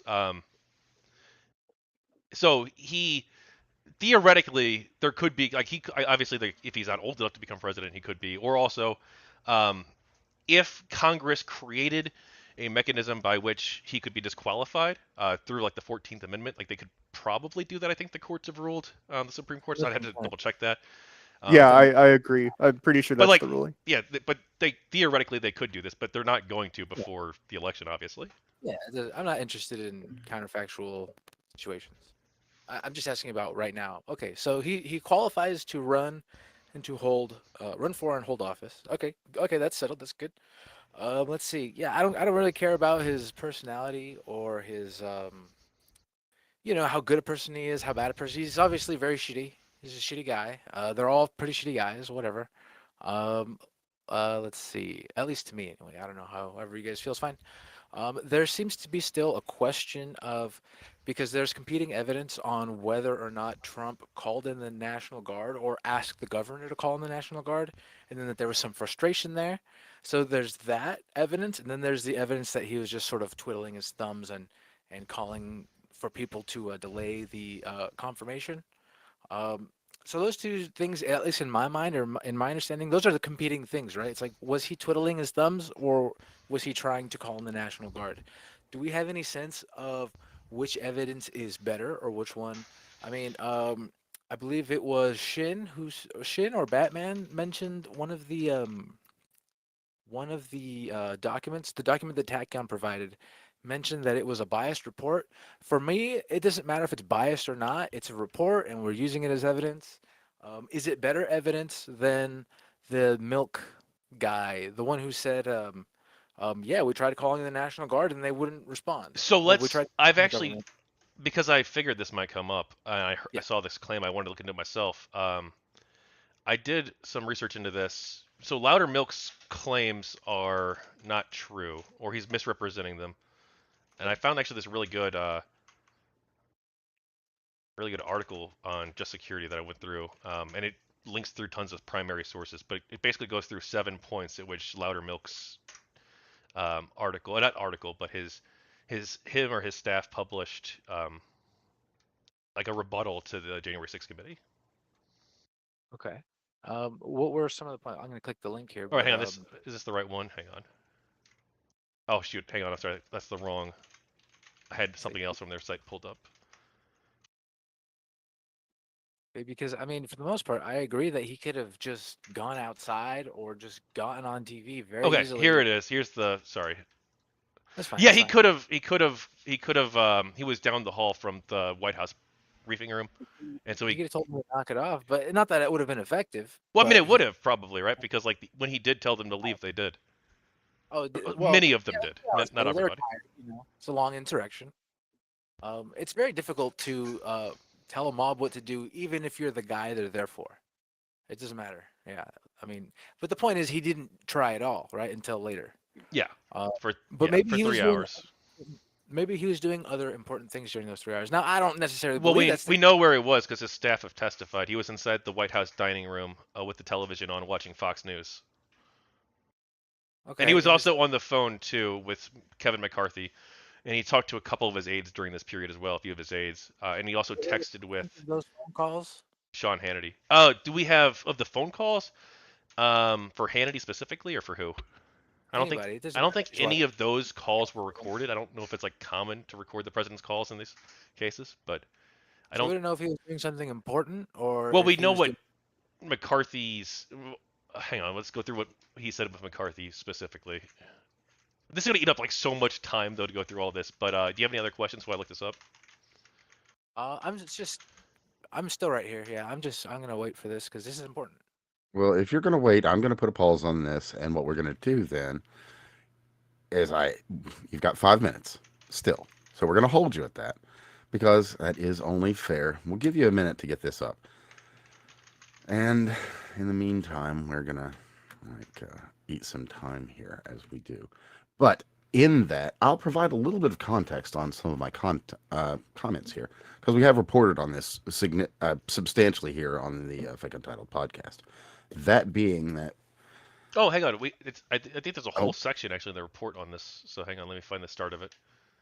All right. Well, again, while you're doing that, so what I was commenting on earlier, though, is that there were six armed services, specifically the Army, that died in a raid in Germany on a facility that did contain Dominion servers. I can tell you nothing of the contents of the servers. I can tell you nothing about the people that were there. The allegation is CIA. The allegation, again, is that one of those individuals were killed, a number of others were injured. A server was taken from this German site, and then these deaths were listed under varied accidents. And the reporting was, again, early 2021 on just these six Army guys that died. And none of this saw basically any reporting other than here. I can't give you any more context than that. I have none more. Just the very most basics. But I hope that provides some context that many people might not get. So that thing about there's Dominion servers in Germany, there might be. By Dominion servers, do you mean that there's a? Well, hang there's on. a The sort whole of Dominion thing was organi- proven false anyway, Yeah, right? I that's mean, my question. Just Fox Um, News lost their lawsuit relating to this. Also, I did link its Fox page Fox 103. News Or settled they their settled. lawsuit. They settled. Yes, yes, you're right. Okay, I'm gonna grab Everyone my coffee. I'll settled. be- Nonetheless, that's some data that's really missing from a lot of people's dictionary, we'll say, or encyclopedia. So take that knowledge as you will. Nonetheless, But even the Attorney General, Bill Barr, expressly told President Trump that the Dominion thing was a waste of time, that there's nothing there, that they had right, but investigated it thoroughly, well, according to Attorney General Barr, and then Rosen as well, and Donahue. right, but we have to consider that Attorney General William Barr was also not entirely on Donald Trump's side. So I mean, like, much in what like way was he much not? like General Milley Well, I mean, they're on the side of the Constitution, right? That's why they denied his requests to overturn the election or their or views of it. fabricate But evidence. nonetheless, I am not here to present my side. Just some information, some context, and a platform. But So, with that said, I'm going to go ahead and restart the clock because I feel I've given you yeah, enough time to look this up. So, page 103 of the PDF. I think they start going through. If you go through here, it looks like they go through a few different conversations that happened. They do have the phone logs, but I don't know if they have the recordings themselves or just the recordings of the calls happening. Is that the PDF that was sent earlier? Yes, yeah, and it's 70. I think 77 of the reports roughly where it begins, but 103 of the PDF itself. and with that, I feel I've given you both adequate time. So I'm going to restart here. You've got 5 minutes. Okay, cool. I don't have. Okay, so which part of this PDF would you like me to see? So once again, my question was, you said that Trump is sitting in the kitchen, eating some food, watching some Fox News, which doesn't matter to me. The question is, during this time, there's a sort of 3-hour span between him leaving, um, giving the speech, and him telling them to get the fuck out of the Capitol, right? Well, 3 hours since he found out, and it does show here. Um, by 1:25 p.m., President Trump was informed that the Capitol was under attack. And then minutes after arriving back at the White House, the president ran into a member of the White House staff and asked if they had watched his speech on television. Sir, they cut it off because they're rioting down at the Capitol, the employee said. The president asked what they meant by that. They're rioting down there at the Capitol, the employee repeated. Oh, really? The president asked. All right, let's go see. A photograph taken by the White House photographer, the last one permitted until later in the day, captures the moment the president was made aware of the violent uprising at the Capitol. Not long thereafter, as thousands of Trump supporters from the ellipse speech continued to arrive at the Capitol, the D.C. Metropolitan Police declared a riot at the Capitol at 1:49 p.m. The same time, Capitol Police Chief. Okay, we can scroll down from here a little bit. So you're wanting to find out what specifically he did, I guess, in that room, right? There was a dire emergency in the Capitol Hill and requested immediate assistance of as many National Guard troops as possible. Let's see. Not long, thousands of Trump supporters. Okay, who requested this? The same time, Capitol Police Chief Stephen Sund informed the National Guard. Okay, let's see. No photograph exists that president for the remainder of the afternoon until 4 p.m. No photographs exist. Okay, so this is a missing 2 hours.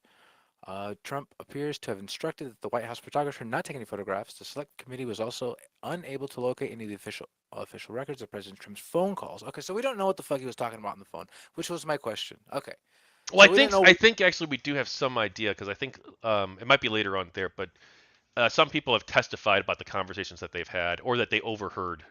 Well, it's just it's a question of who's biased and who's not biased. We don't have any concrete evidence. So once again, the question of did Trump do everything he can to mitigate the damage of the riot is still unknown, right? It's still unclear, it seems to me. Well, we can say like biased, but like these are people who worked in Trump's administration and Yeah. who No, they I have agree there. like in theory, right? They should be more biased towards him, and No. and I would also say You that that's Trump's not a own given. staff, That is not a given at all. I think so. Yeah. And his No. own No, it is, family it is members, absolutely not. his own That- family They're members, there for yes. the money, bro. Only, They will also give you- I will, remember, and I also- will concede only his family members and none of his staff. Oh, They probably I don't like him either. yeah. Well, maybe they do, maybe they don't. I don't know who all loves Donald Yeah. Trump or not. I'm sure they don't like him now. A lot of them have.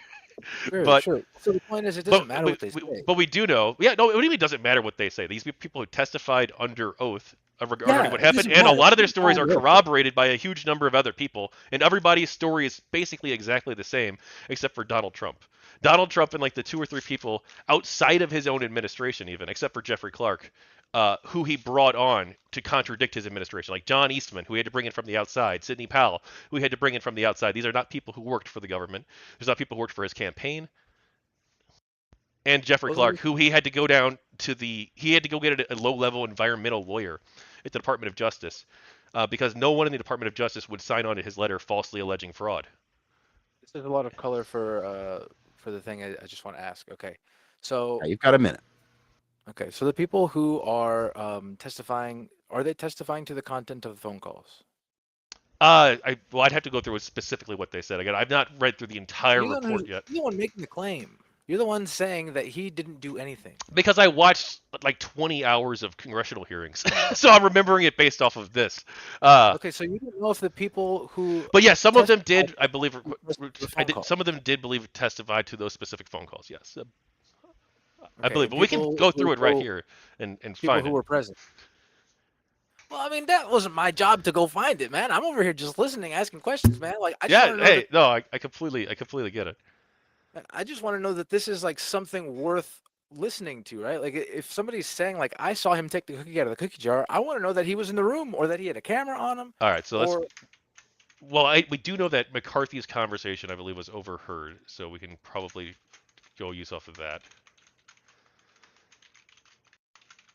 also, as an aside, you mentioned some things about like illegal means and like fake letters and stuff like that. But then didn't you also say that he was like convinced otherwise not to ask them to write fake letters, or did he ask them to write fake letters? So this is That- okay. just This as is a by the by, that's your time, so I am going to let you Well, respond. okay. So go ahead and provide your response, and then yeah. we'll move So the letters thing specifically, that's so this is a whole fucking thing that happened.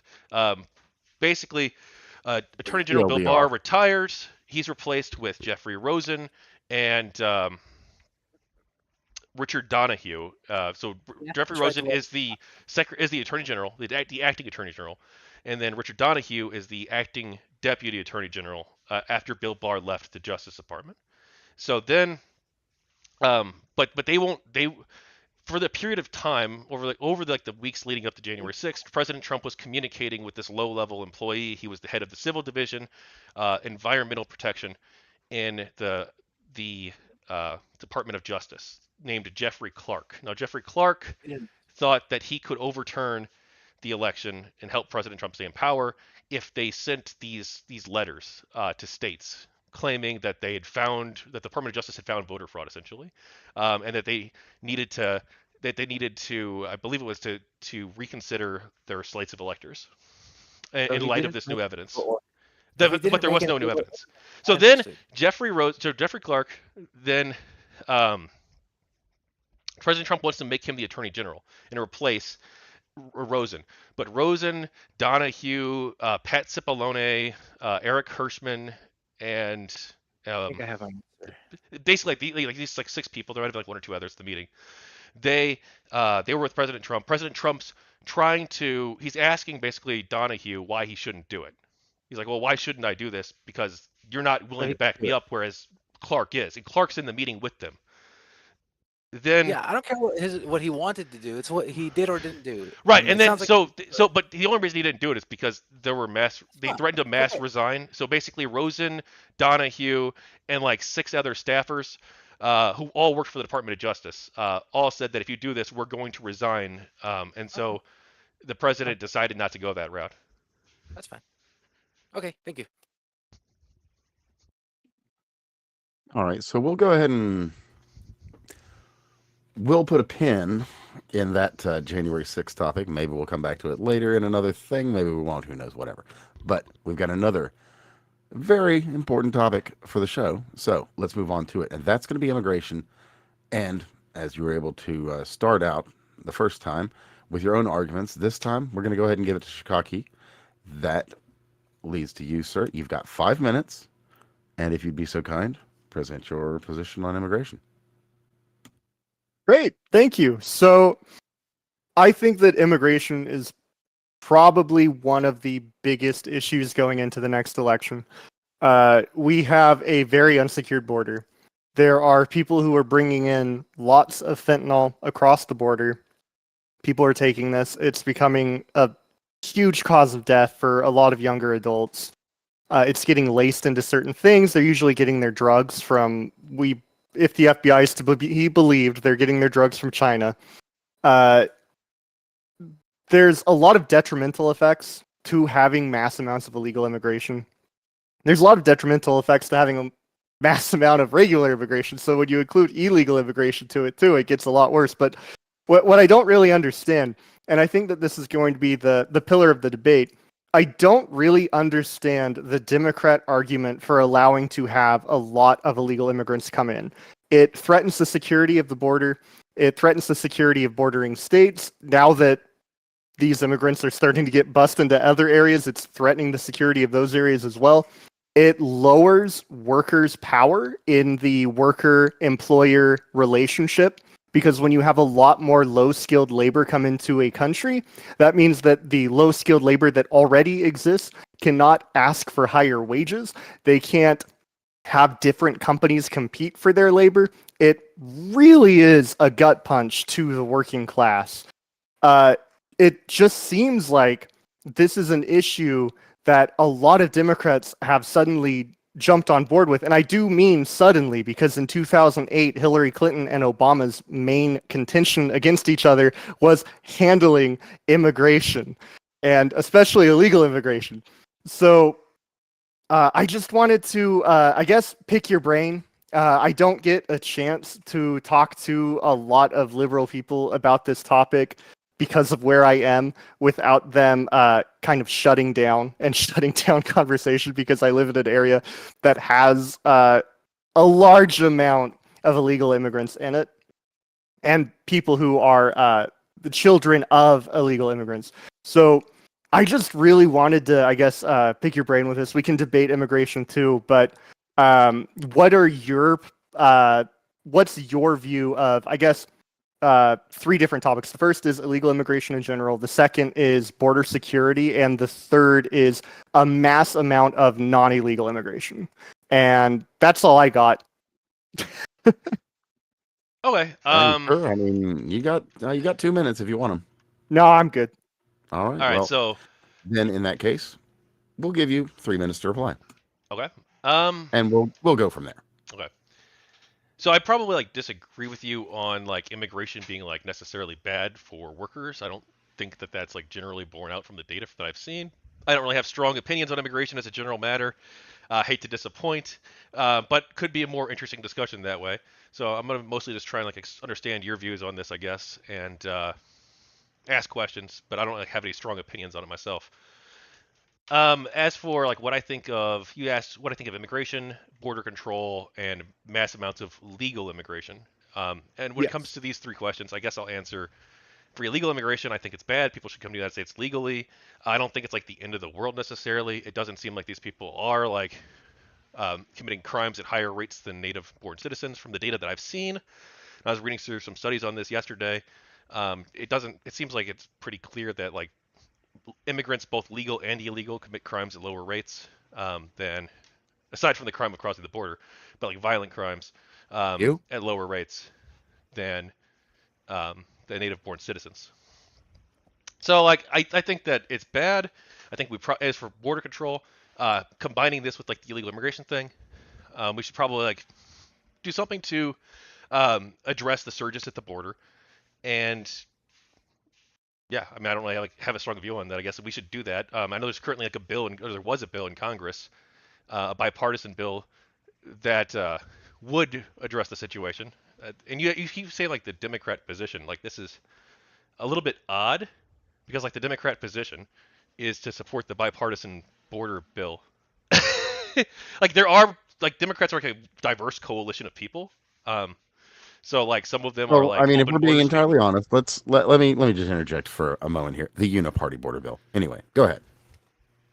Okay, sure. So like their position is like to support the border bill, and like my view long term is to have like you probably like some massive bill that addresses like the illegal immigration problem like as best we can.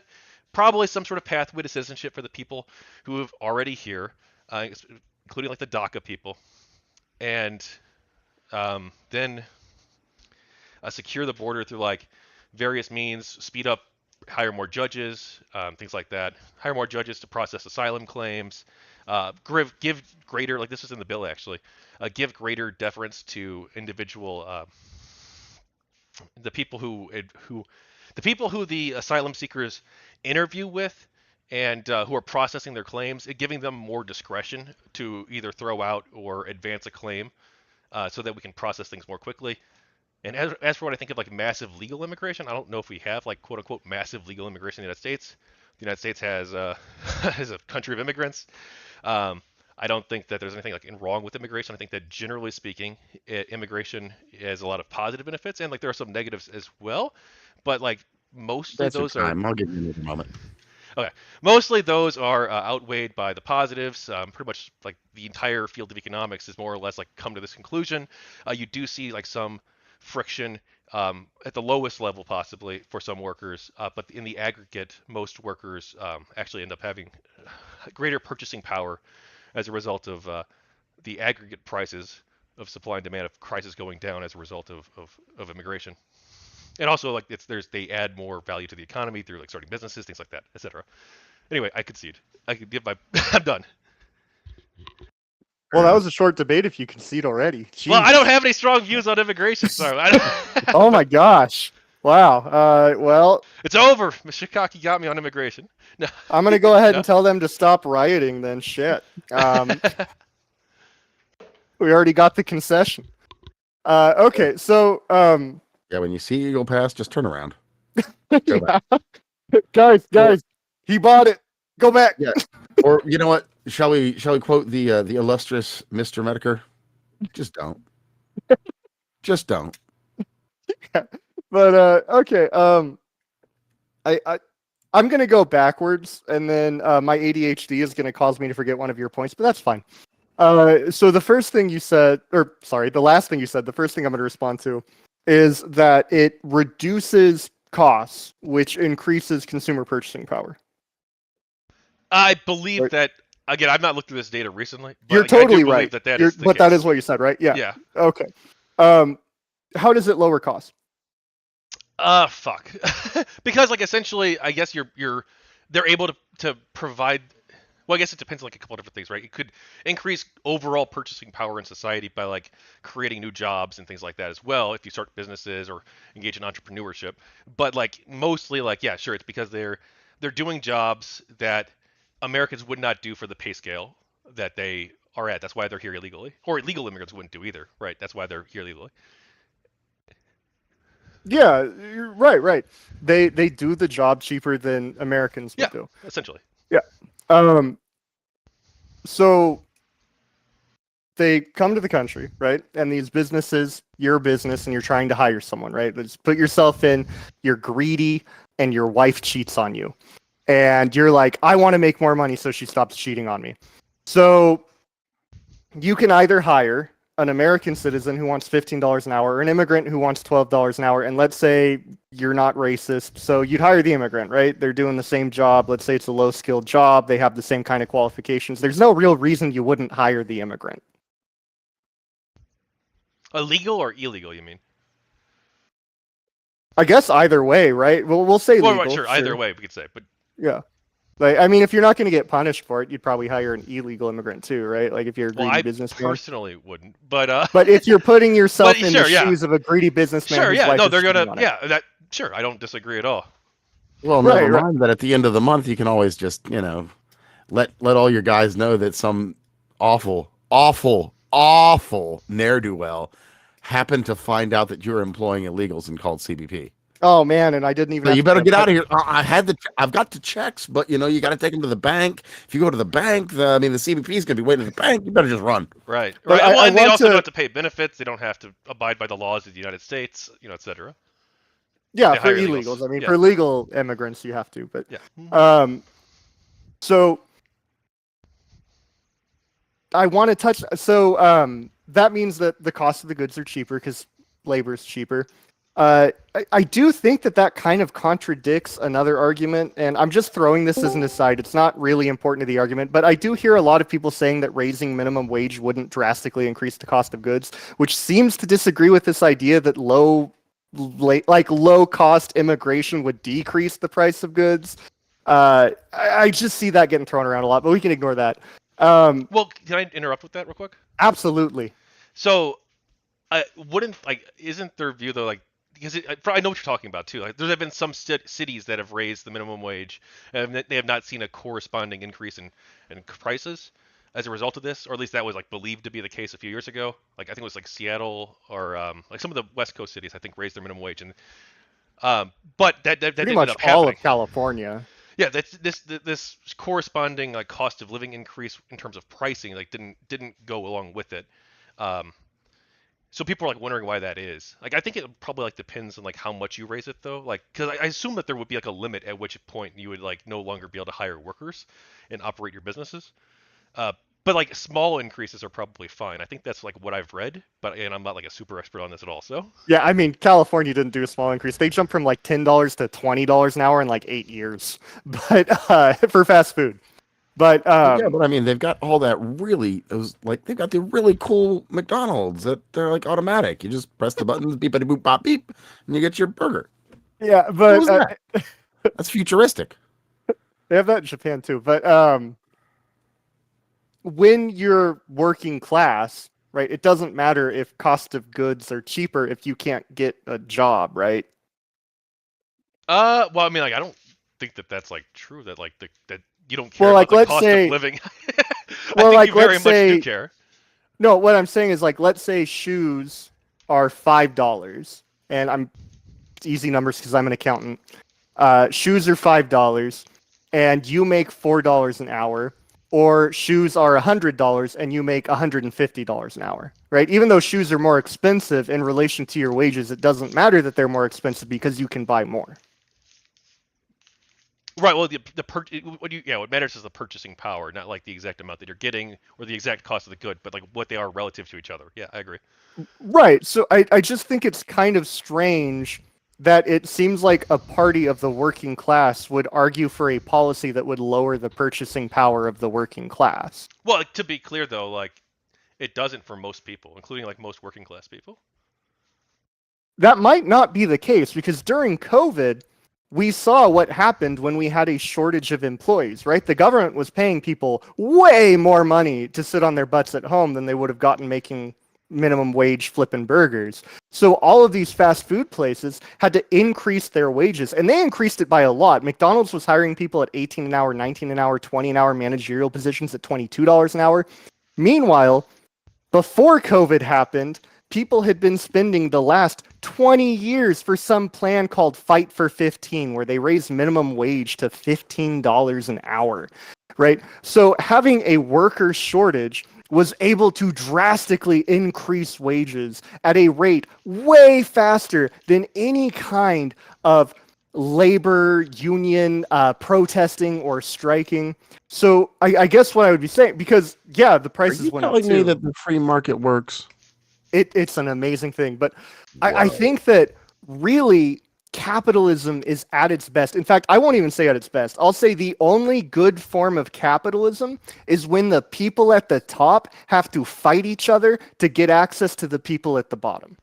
And I think that when you're importing a whole bunch of people that are low skill labor, working class, yes, you are absolutely making their lives better for being here. But you're also harming the lives of a lot of people who are lower middle class, a lot of people who are working class that are already here because they don't get to have these better opportunities anymore because they can't compete with somebody who's willing to work minimum wage without also bringing themselves down to minimum wage.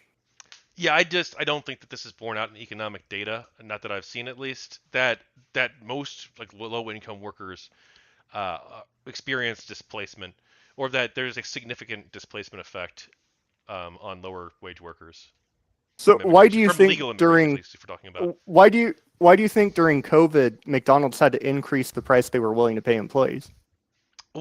Because of inflation, I think essentially, right? But like there were other factors too. Like I don't know to what extent like the unemployment insurance being boosted had a role, but or versus just effects from inflation, things like this. I don't know what the exact breakdown is of what caused this. I think that obviously having workers be more desirable commodity.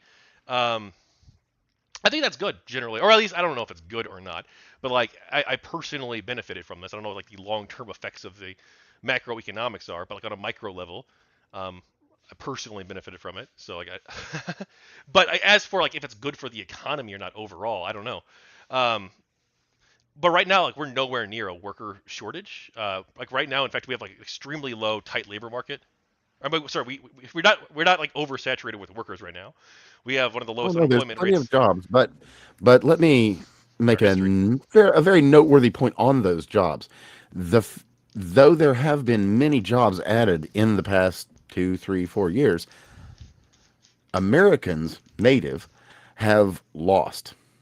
There have been some many millions of jobs added, but I think we're down some 400,000 actual native-born Americans on jobs.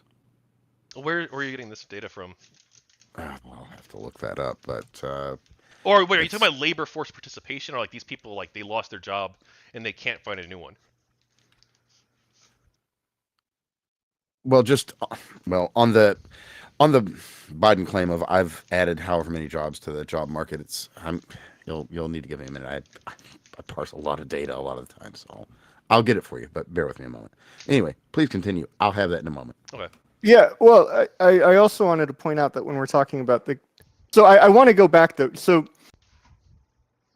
if I remember correctly, you said that you didn't see the data bearing out that having more workers lowered wages for the working class. Was that what you said? Well, I'm that trying to having remember. more that immigration inherently, or primarily in its general form, for about lawful immigration, has a negative impact on workers. I don't think that the data bears this out. And because this has been studied for decades, and I don't think that like anyone's ever found this to be the case, because there's this whole thing. Again, I'm not an economist. I'm not an expert on economics, but like I believe they call it like the lump of labor fallacy, um, which is like that essentially that there's like a fixed pot of money that goes around, and that like if you bring in more people, it's going to shrink the pot because every individual within the pot will get less. But like obviously that's not true, given that like it's actually good to have people within a country because people do things that increase the GDP, and you can use that to for anything, right? Just general increases within the wealth within a society are probably good. We can also like use that for like redistribution of things too if you wanted to. So I guess going back to the COVID thing then, right? Let's say that you are target, and I'm not saying that this is reality. I'm using incredibly simple numbers and a lot of hyperbole to demonstrate this. But let's say that you're Target and you're competing with Walmart and you both need an employee and there's only one employee in the pool. Do you think that you're willing to pay that employee more money starting than if there were 100 employees in the pool? Well, again, I think he'd be willing to pay more because it's a scarce resource. Workers are essentially in that case. Right. And I think that that's what we should be going for. We should be having more jobs than workers. I mean, like, I don't know. Like, I'm not an economist. You should probably. I don't know. Maybe you're right. Maybe you're wrong. I don't know about this. But like, more people in general is good. More people in general is good for the economy, whether they're native born or immigrants. It's good for the economy in general. It's good for the GDP. But you don't. It might not be good for individuals. I'm sorry, guys. I just heard something that that made me laugh really, really, really hard. Craig, you're super loud. Hold on, I'm sorry. I'm sorry. I'm surprised the neighbors aren't I'm surprised my neighbors aren't already calling the cops for a noise complaint. But employees are a scarce resource, yes. Well, currently. But the labor they produce is not. That is automatable, and that is being automated. And I decided not to come in too heavy at the very beginning there, but when you're saying stuff about minimum wage and so on, California just reached $20 minimum wage, and a bunch of chain stores have closed. Franchisees all shut up. Boops that went on with the a bunch of them, and a bunch of employees just got fired, and a bunch of employees just got put on part-time to avoid paying full-time benefits to them and the $20 an hour that they would otherwise be owed. I'm sorry, but that minimum wage argument is gone. Closed in California, like all their stores gone. It's just the argument's dead, and the people who made it happen killed it. That argument will never be like they were arguing $15 an hour, and then the argument shifted to it should be $25 an hour when we're almost at $15 an hour. It's like, well, let's go ahead and look at the stagnation of wages. By your argument, it should be like $50 an hour. Why not give everyone $1,000 an hour? It's ridiculous. If you're not going to let the market economics fall in and start dictating where labor is going to be paid at a certain rate, and labor, not the employee, but the labor produced, is not going to be compensated at a certain rate, then you're just going to start pricing people out of the market. And then you're going to have unemployed people, the very people who are buying a product that is now raised in price because of the raise in price in labor. So the people who just got fired are the people who are the people, they show up to eat food these places. Where are they going to eat?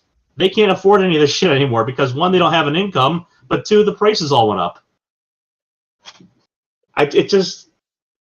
I'm trying to find where the coherence is in the argument for manipulating the economics in this way. Real quick, we're having I realize I missed about network, so I'm sorry about that. We're having a 2 versus 1 now going down, so we got to be careful about it too much.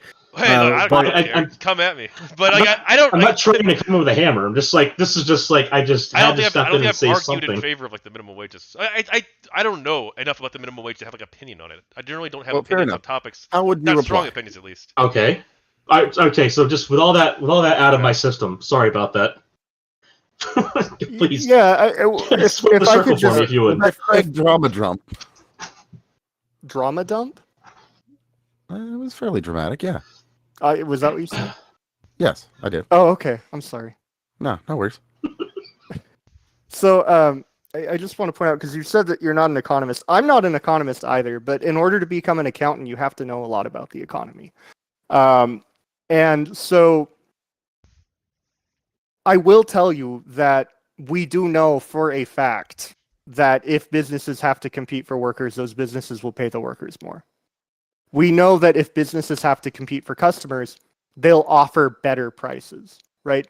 And we know this because we actually can compare our country with all of the other countries. And we can see that these effects are the exact same throughout the world. COVID happened everywhere, right? But you can look at Japan, where they have to compete for customers because customers are a lot more stingy with their money. And those prices haven't gone up as much as they've gone up over here.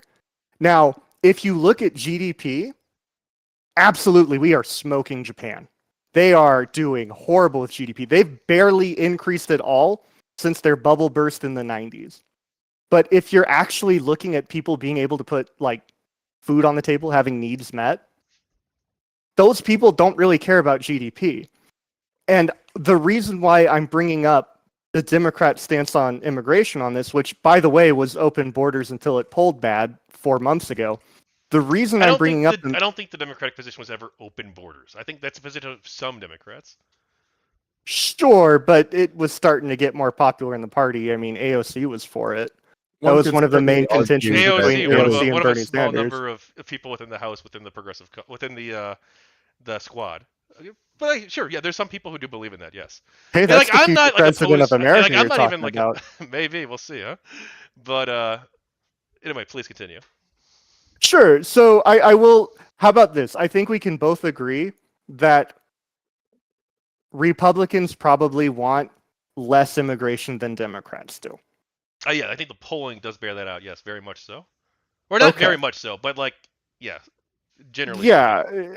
So when you have this issue that really only affects poor people and really only benefits the rich people, I just think it's really interesting that on this single issue, the greedy Republicans are the ones who have the stance helping the poor people, and the progressives are the ones who have the stance that are hurting the poor people.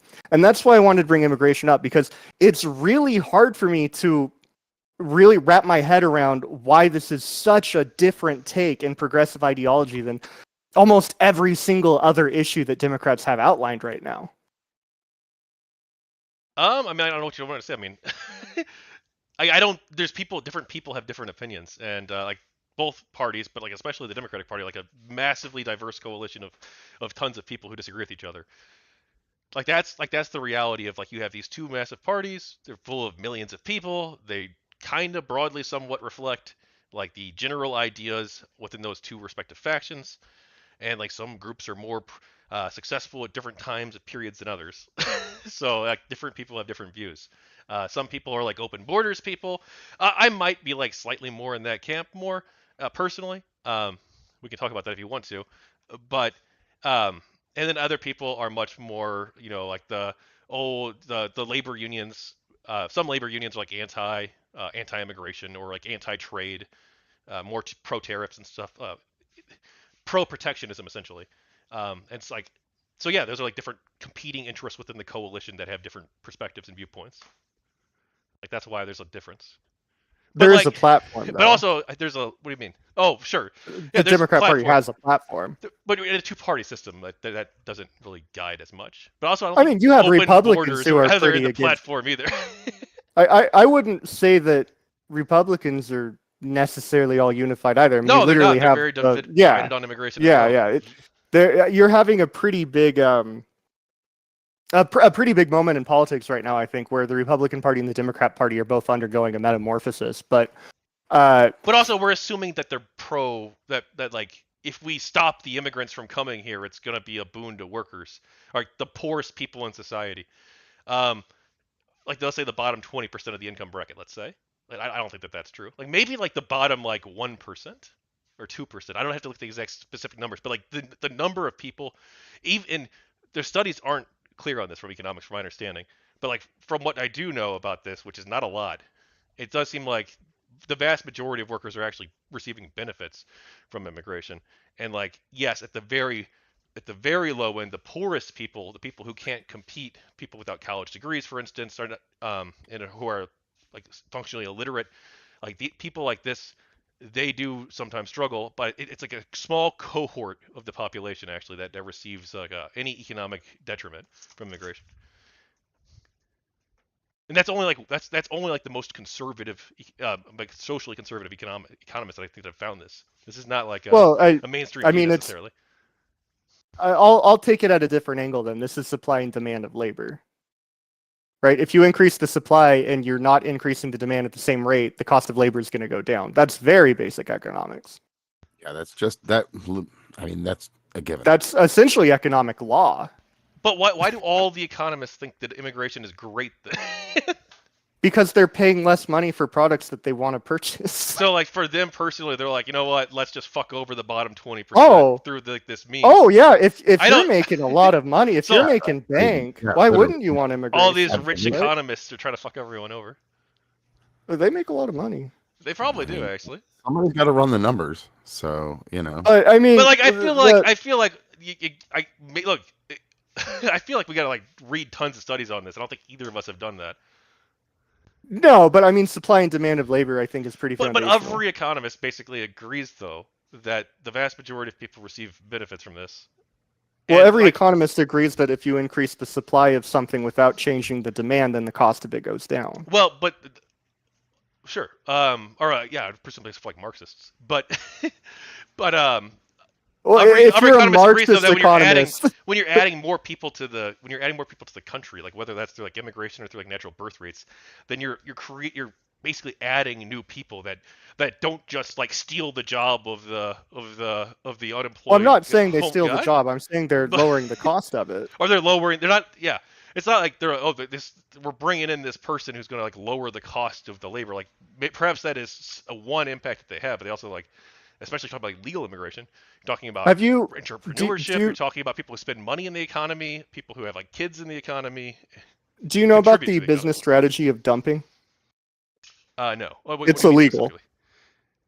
So, and I'm not talking about like dumping a bunch of chemicals in the ocean or something, but there's a business practice called dumping. It's totally illegal. And the way it works is you have something like Walmart who goes into some kind of county or something, and they say like, we are going to sell a whole bunch of products at a huge loss until all of our competitors go out.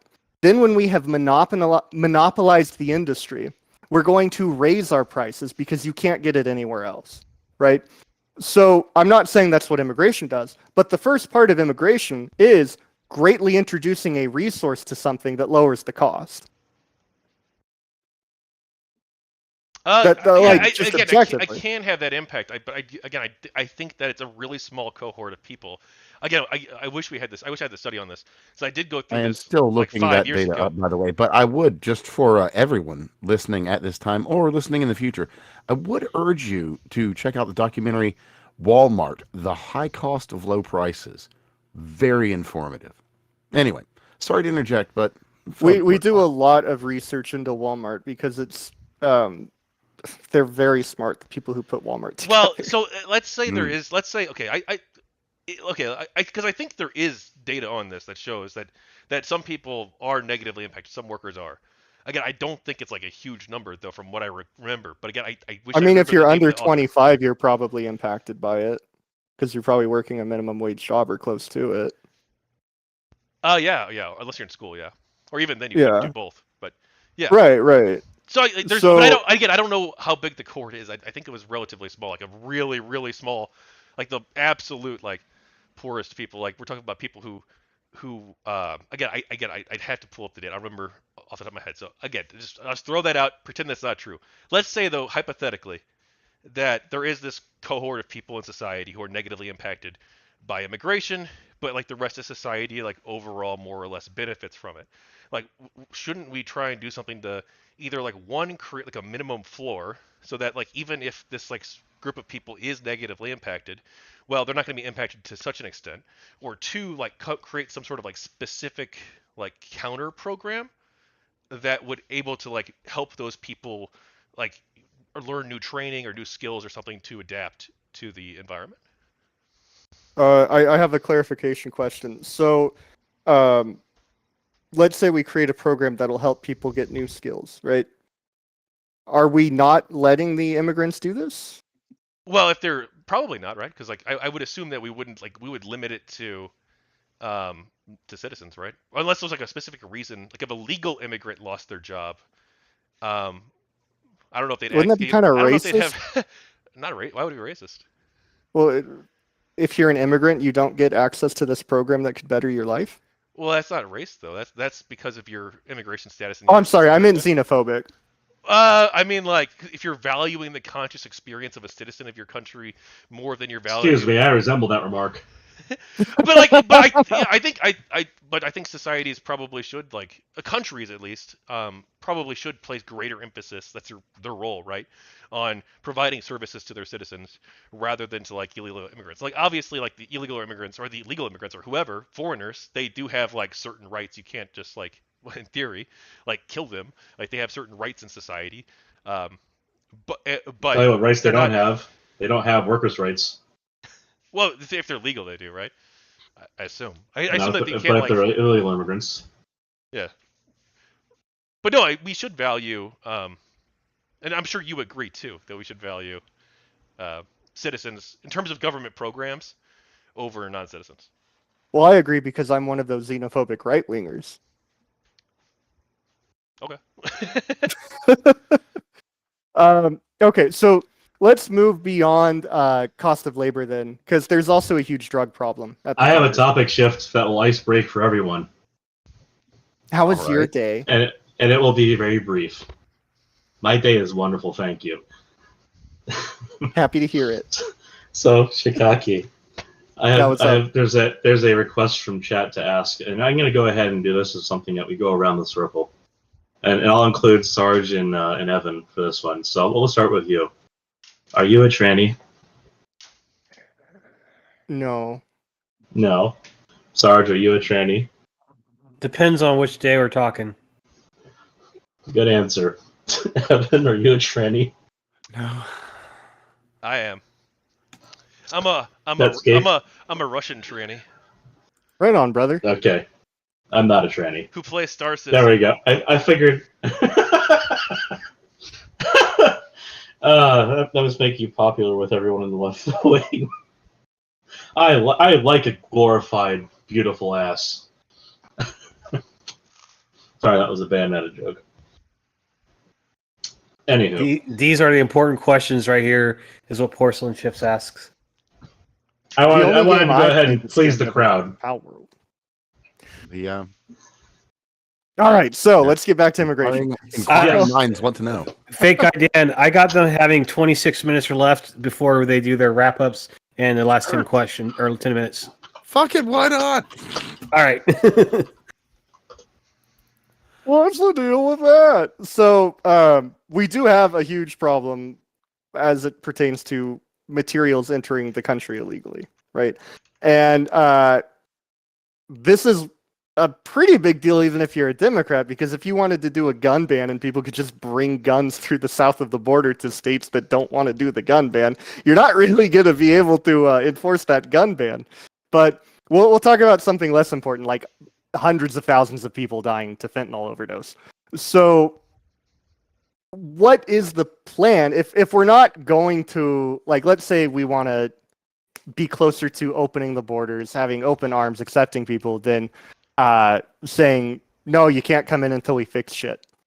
What's the plan for trying to stop drugs from coming into the border? I don't know. I don't know. There should be some sort of plan. Maybe the bipartisan deal would be a step in that direction and help us resolve some of that. I don't know. What is the Wall would make it bipartisan deal harder for, by the people to way? get up. Okay, all right. Because So I remember that there was this orange guy who wanted to increase border security, and he was called racist for it. Yeah, some people I'm did call interested in racist, the true. Democrat. Yeah, I'm interested in the Democrat position on this that's changed in the Be past the 4 months. bipartisan deal. Well, I went through an article yesterday that goes over what's all in the deal. Give me 1 second. I'm going to pull up the URL and I'll link it. Okay, so this is from Politico.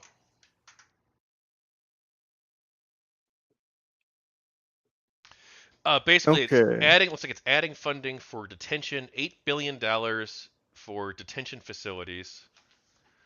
Increased with $3 billion for increased detention capacity. It would also change the way asylum worked. U.S. Citizen and Immigration Services would get nearly $4 billion to help shoulder the new workload, including hiring 4,300 asylum officers. All unaccompanied children, or hang on, the measurement would require asylum seekers to show greater proof to seek refuge in the U.S. and would ensure that they are allowed a lawyer if they are facing rapid deportation.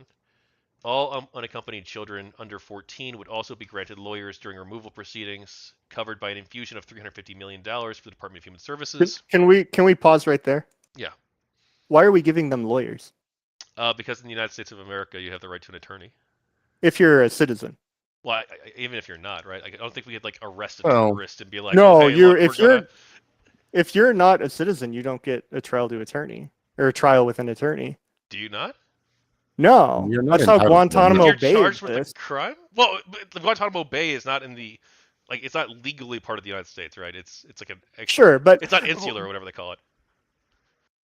But if you're charged with a crime in the United States, you're still not like guaranteed. The Constitution only applies to citizens of the United States. Like it Well, starts that's not with true. I don't the think preamble. that. The, Oh, Well, no, if you that come into actually is the America case, and you're not but a citizen, are just you to allowed a gun? clarify, well, just to clarify on that, what the Bill of Rights and the Constitution spell out are the things that all humans are born with. Whether they've been alienated or not depends on the region in which you find yourself. To be clear. I don't But we think wouldn't it's let true them though walk that in with a gun. I don't think it's true that like generally speaking, illegal immigrants like or not illegal immigrants, but like well even they probably have like some rights. But I don't think that like we don't grant aliens rights when they're in our country.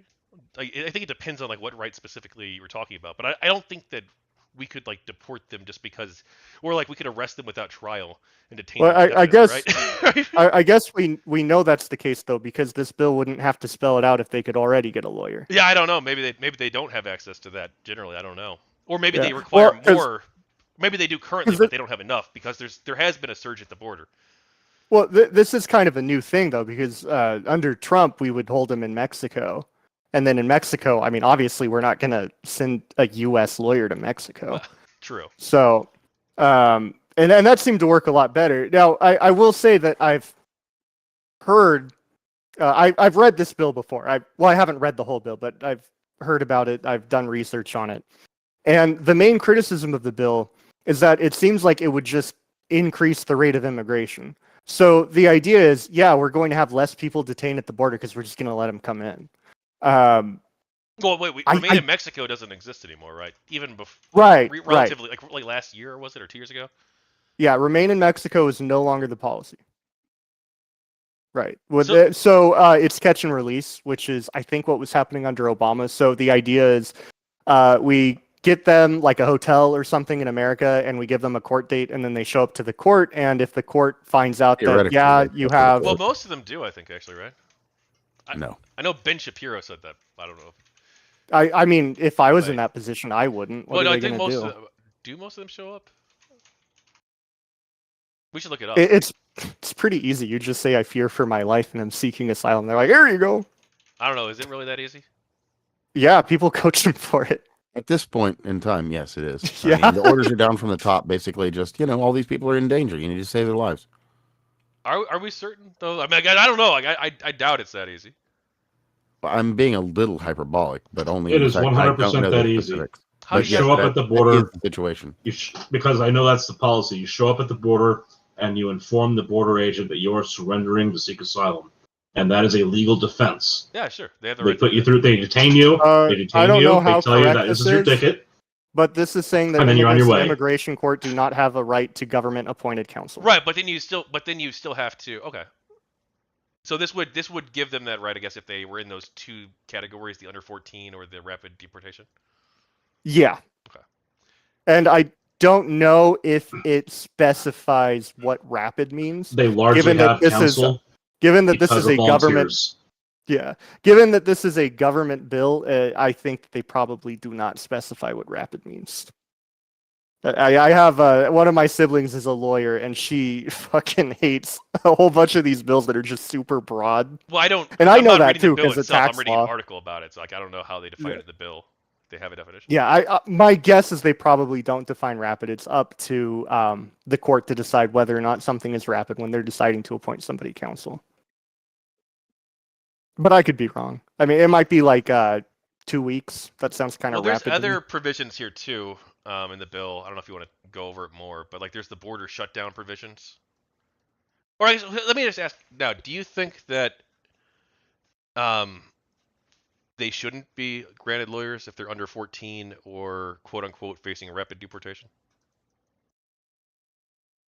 I think that they should be given. If they're an asylum seeker, I said, not someone who in theory is going through the legal process at least, right? If you're an under 14 asylum seeker and you're not accompanied with an adult, I do think that you should be able to have access to an adult. I don't think that person should be a lawyer who can bill the government whatever they want. I think it should just I be am an somebody who adult. says, go here, go here, go here. Well, they're I probably think in that a if you're detention facing facility, rapid, right? Or right? If they're unaccompanied, What? aren't they? if they're in a- unaccompanied, they what? aren't they in a detention center, or like in a? They would be in a detention center, yeah. I think that I don't know if this is the case now, but I think the detention centers used to separate the minors from the adults because of human trafficking concerns. But they The might detention lump them all centers, now. the ones that were built by Joe Biden's brother. Well, you know, keep it in the family. Oh, those, yes. So Are we I would talking say about Biden? that for people who are facing rapid deportation, I was originally going to say I'd have to know what rapid means, but I think that if you're facing rapid deportation, that means they don't think you have a case and you shouldn't be given a lawyer because you're probably wasting our money. Yeah, I don't know what it means either, so I'd have to like. Well, but if I guess it would depend because like I generally am more in like the people have the right to a lawyer. Citizens definitely, legal immigrants yes.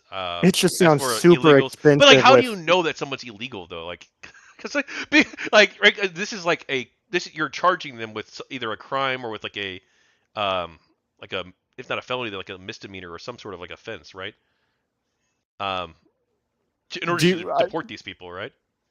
I mean, they wouldn't Allow me have to help any you. like social security. They wouldn't have federal ID. They wouldn't be in our system. It's also illegal for an American citizen to just start wandering across the border back and forth outside of a legal checkpoint because the other country also doesn't want illegal citizens or illegal access, not illegal citizens, illegal Well, thanks. aliens or illegal access. Thanks a lot, Craig. There goes my April 16th plans. Really? Well, I was that's going to walk unfortunate. back and How forth else on are the you going to border. spend your paycheck back from the government? No, So I'm then an they accountant. That's have- my day off. They also have the Oh, you're one of those. Yeah, I'm one of those guys that yell at the IRS. there's also other Oh, provisions you do that too, for me? like the border shutdown provision. Let's see. Daily illegal crossings top 5,000 migrants on average or 8,500 in a single day. To shutter the border. What does shuttering the border mean? We can't shut down the border. We can't even control the border. Yeah, I don't know what shuttering the border means specifically. I guess they would block all transit, or but I don't know. There's no way it's that, right? The economic impact would be insane. No, yeah. I mean, we're not going to just Right? embargo every country. Right. Um, Unless they, yeah, I'd have to read more about the bill to find out what that means exactly. does anyone here know Oh, it what says below. shuttering? It says during a border shutdown, many people trying to cross the U.S.-Mexico border would be quickly deported, but exceptions would be made for unaccompanied minors and people who meet the United Nations Convention of Torture rules. And I think it Okay, goes now I on have to more Google about that what that later is. too. Ports of entry. DHS would still consider asylum requests from people crossing at legal ports of entry during those periods of border shutdown, but not in between those ports. Officials would have to process at least 1,400 asylum requests per day under those terms. So it looks like during the shutdown, you could only go to a port of entry to request asylum, if I'm reading this right. But I've not read the full bill. There could be other provisions too. Yeah, I'm not sure if I can trust a document that says that we're going to do border shutdowns at the legal point of entry. I mean, Well, no, they'll just outside move of the a legal mile point. to the left. Are we just going to drone them down? I mean, like, I didn't vote for Obama for a reason. Well, I guess they couldn't claim asylum outside of those ports during those time periods. If there's a surge of immigrants at the border, then they would no longer be allowed to request asylum unless they went to a specific port of entry. I mean, I guess I me believe, looking if at I'm not this, mistaken, that was some 4,000 to 6,000 per day at any individual. yeah, I don't know what the 5,000 normal immigrants on amount. average, or 8,500 in a single day. Okay, yeah, so and I believe that is per incident or per location. Yeah, so I don't know Well, how. that might be nationwide, I think. I don't. That is a tremendously. It says daily ridiculous illegal though. It proposal. says daily, 5,000 per day, essentially. So after the And this would- 5,000, then the My assumption would be this would CBP be could at the just border. say, make their own mind up according to the. They would tell them verbiage. that they would have to go to a port of entry, and anyone who wasn't would get, I guess, presumably deported, or put in the process to be deported. I would assume. Or put And in then the we give them a category. lawyer. because that would be a rapid deportation process. So like we're given 4,000 I don't know. lawyers every Well, day. or I don't. Yeah, I don't know exactly under what procedures. God, that's Again, so we need to find out what expensive. rapid deportation is. We would have to look up what that means. Well, I would exactly. think same day would be rapid, if not that. I mean, we can't deport I them think before like a they cannon. get here. Unless they wouldn't get it. A because cannon they, or a slingshot really Well, would do be they? the best. Well, wait, hang on. Are the lawyers though? Are those are only for people making asylum claims, right? That's Oh not no, we can fire the specific- lawyers over the border too. It's people making asylum claims or people facing rapid deportation, right? But they would. It does say that. Well, wait, hang on. No, only asylum seekers seeking refuge. But they couldn't seek it if they're outside of the port of entry. If it's a border shutdown, right? So they You wouldn't know, I be it's thought, allowed weird. to. I thought About you said they would 80%. take them to a port of entry and then deport No, they them. would direct them to go there, I guess, essentially. If You they know, wanted to make a you know claim. about 80% of those asylum requests are denied on the basis that they're just economic migrants. That's probably true. I So- wouldn't be surprised by that. So it's kind of and for the time that they're before they get denied, and even for a time after, considering they don't even go to their own damn trials, they're allowed to roam around inside the country. And you know, it'd be nice if we've had a way where we could determine this before they got in the country, like at the first embassy on the route, which used to be the policy, but seems to no longer be the policy for some reason. Well, the other thing too is in order to get asylum into America, you can't be given asylum in the countries on the way to America, right? Like, I'm not going to say that Mexico is a city on a hill, but it's probably But better it's- than a lot of the countries these people are coming from. It's Not only all that, people but from they- Mexico. Not only that, but like most of South America, they speak Spanish in Mexico, like pretty much exclusively. Well, yeah, Unless you're in the getting tourist some, area where they also speak English. yeah, getting some sort of deal where Mexico would agree to process more of these people and make them, I guess, refugees in Mexico or immigrants in Mexico. Like, I'm But they not do. opposed to this. They What process if- Well, them. They give them a temporary visa to cross Mexico at the southern border of Mexico. They say you can cross Mexico to enter the United States legally. Here's So your visa. I have a question if you would be okay with this, Tachyon Blue. Just like a political policy. Yeah. Let's say we tell Mexico that we give Mexico, I think it's $4 billion of aid a year. Let's say that this is now contingent on you handling the migrant problem and not giving them visas to come to America. Oh, we could be open to that. I'd be open to that. Though, is the aid currently contingent on other factors? Like, are there other reasons for giving it to them? I think it's a part of NAFTA. All right, well, if So it's it legal essentially, for the like, United it's part of States the- to- yeah, if it's legal for us to do that, for us to be like, hey, look, you need to process. But would even Mexico do it, right? Because they're a sovereign country. Maybe they don't care enough about the money to. I think they would. I mean, it wasn't Trump who did it, but it was someone in his administration who threatened Mexico basically by saying, hey, we're giving you guys a lot of money and you're giving us a lot of migrants. So we're going to change that. Like, we're either going to not give you the money anymore or you're going to start working on the wall. And by God, they became more open to the wall.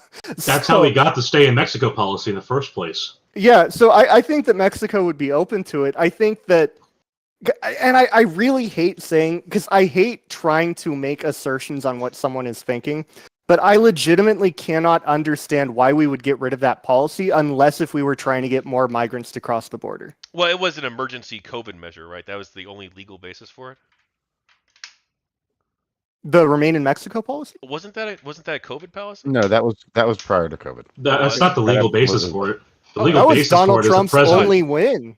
As a matter of fact, one of the reasons why it stuck around so long was because of COVID. Oh, okay, yes, my bad. Yes, you're right. It was because it was they. So yeah, we could do that. I wouldn't be opposed to that necessarily.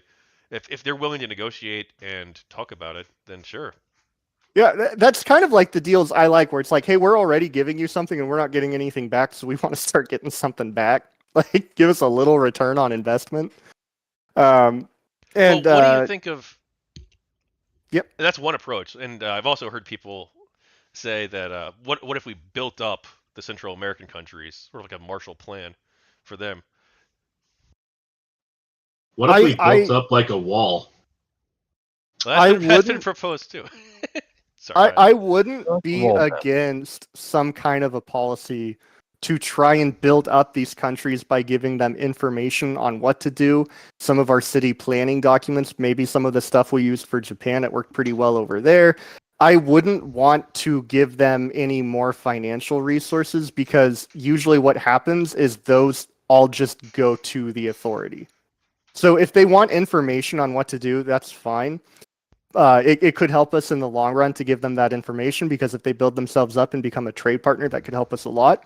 But if they're asking for money, it's just going to go to whoever's in power and it's going to accomplish nothing. Unfortunately, I think you are probably right. Unless there's like some sort of drastic change in like the next 5 years where they have like a responsible government take over in some of these countries.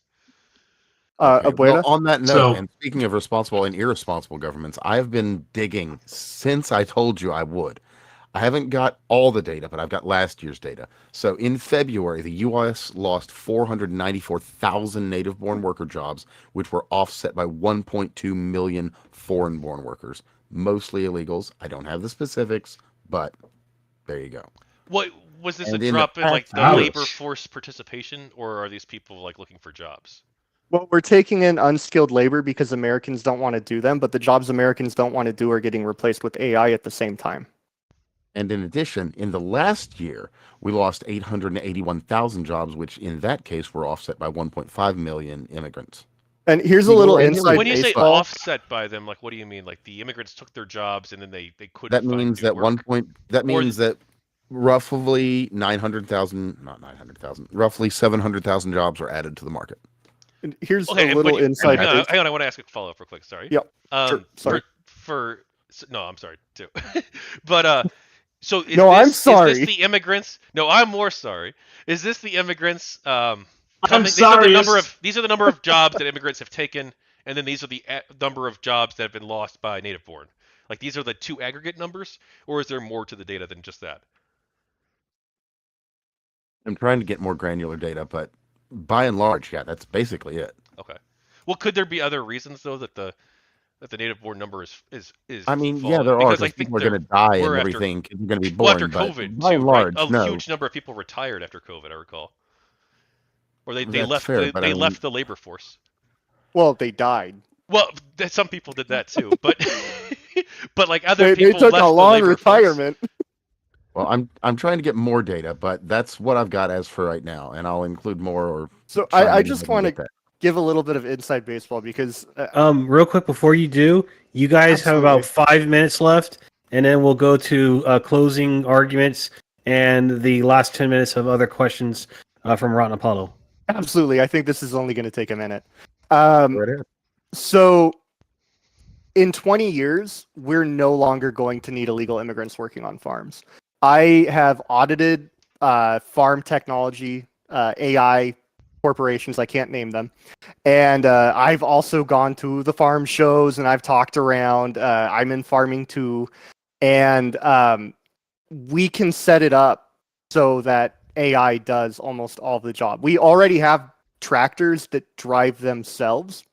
And we have things that essentially go through two sweeps. They drive themselves, they shake the nuts off the trees, and then they pick up the trees. So I'm afraid that what's happening now is we're taking on a bunch of migrants because we're afraid that like we need to replace the population of America because Americans just aren't having kids because that's what happens as the population gets richer, it has less kids. So we're taking on migrants to try and fill in that spot. But we're going to lose a lot of jobs. And people are saying, well, they said that during every industrial revolution. But we haven't had an industrial revolution yet where we were basically creating people. And that's what AI is. We're essentially creating people that don't have to get paid for their job. So it's essentially an unlimited supply of slave labor on demand that can be trained to do whatever you want. And that is going to have a huge impact for the future of the job prospects in America. So bringing on migrants while that's happening, I just think is a really bad policy. And that's one of the reasons why I do think we need to lower the amount of migrants coming in, because I looked it up. We have about 2,200 migrants coming here legally every day, and we have about 5,000 coming here illegally every day, 4,000 of which are in the southern border. So that 5,000 number looked like a lot on the border shutdown, but that's actually the average. I do think that we kind of need to curb that so that we don't I'll share hit a the wall in article 20 years. specifically on this topic for you as well. I'll put that in the chat, but it'll be in the links below for Yeah, anyone who's interested. there is a possibility. I think that AI will indeed cause massive job losses, and that it is unique. I do think that you might be right about this. I mean, I voted for Andrew Yang actually in 2020, the I primary. don't fault you. I actually really liked Andrew Yang's policy on trying to limit the amount of talking heads in the school system. I thought that was really smart. Well, getting rid of like all of the bureaucracy essentially that's taking up a lot of money. Yeah, saying like you should realistically only have about as many as employees as you did 20 years ago at the top. Yeah, I have. I mean, other people have talked about that too, like Jonathan Haidt, I think, as well. The high school near me has 20 vice principals. Well, he was talking about universities, so I don't know about high school specifically. Well, I'm just saying, like, I'm sure universities are bad too in California, but just 20, you have 4 vice principals for every school day of the week. Yeah, that sounds pretty obscene.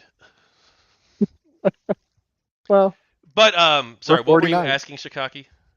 oh, I'm just wondering if you think maybe we should be looking at immigration differently, knowing that 20 years from now, there's going to be a huge change to the labor market, and we're realistically not going to need as many people in the country anymore. I mean, I don't know if I need fewer people. Like, I don't know how I would think about that language, or that like the way of thinking about it that way. Like, do we want the population to start declining due to native births and or immigration? If we have artificial intelligence, like, do we need fewer people? Like, I don't know if I'd say yes to that. Maybe phrasing it The differently economy and saying We'll need fewer it's people. Well, maybe phrasing it differently well, and saying that yeah, our assuming, population currently has a downward slope and it's not something we need to correct. but I don't know. We don't know that the AIs are going to have the displacement effect that we think they might.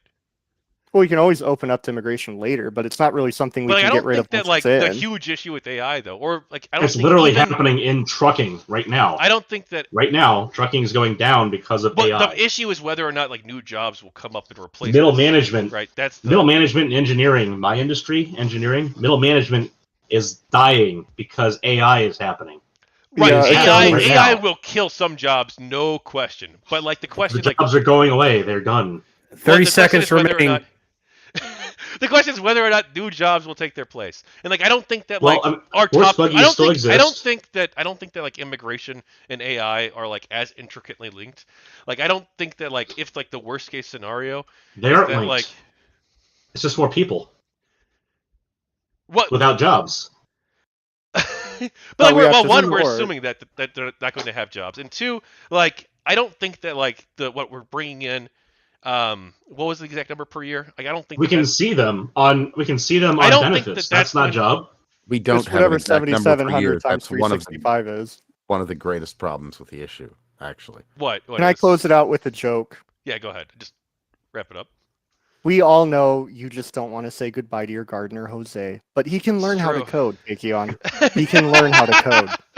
All right, you guys want to do the last 2 minutes of rebuttal or closing arguments each? I think I'd personally rather just open it up to Rotten Apollo if he Yeah. wants to. Okay, let's do that. I really enjoyed this conversation. It's been going pretty good. No, I think. have too. Yeah, me too. All right, Rotten Polo, you're up, man. Go ahead and ask your questions. I don't know if I really have any questions as much as I have observations.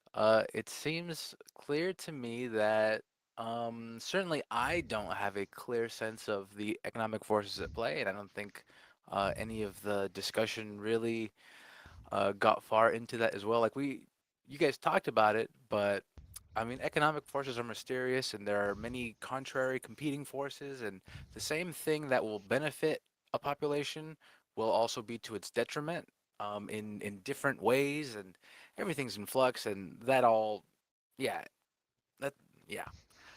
As far as AI goes, it seems clear to me that AI is going to replace all unskilled labor or all very, very simple tasks like, fucking um, picking fruit or even cleaning things through robots and automation and all that stuff.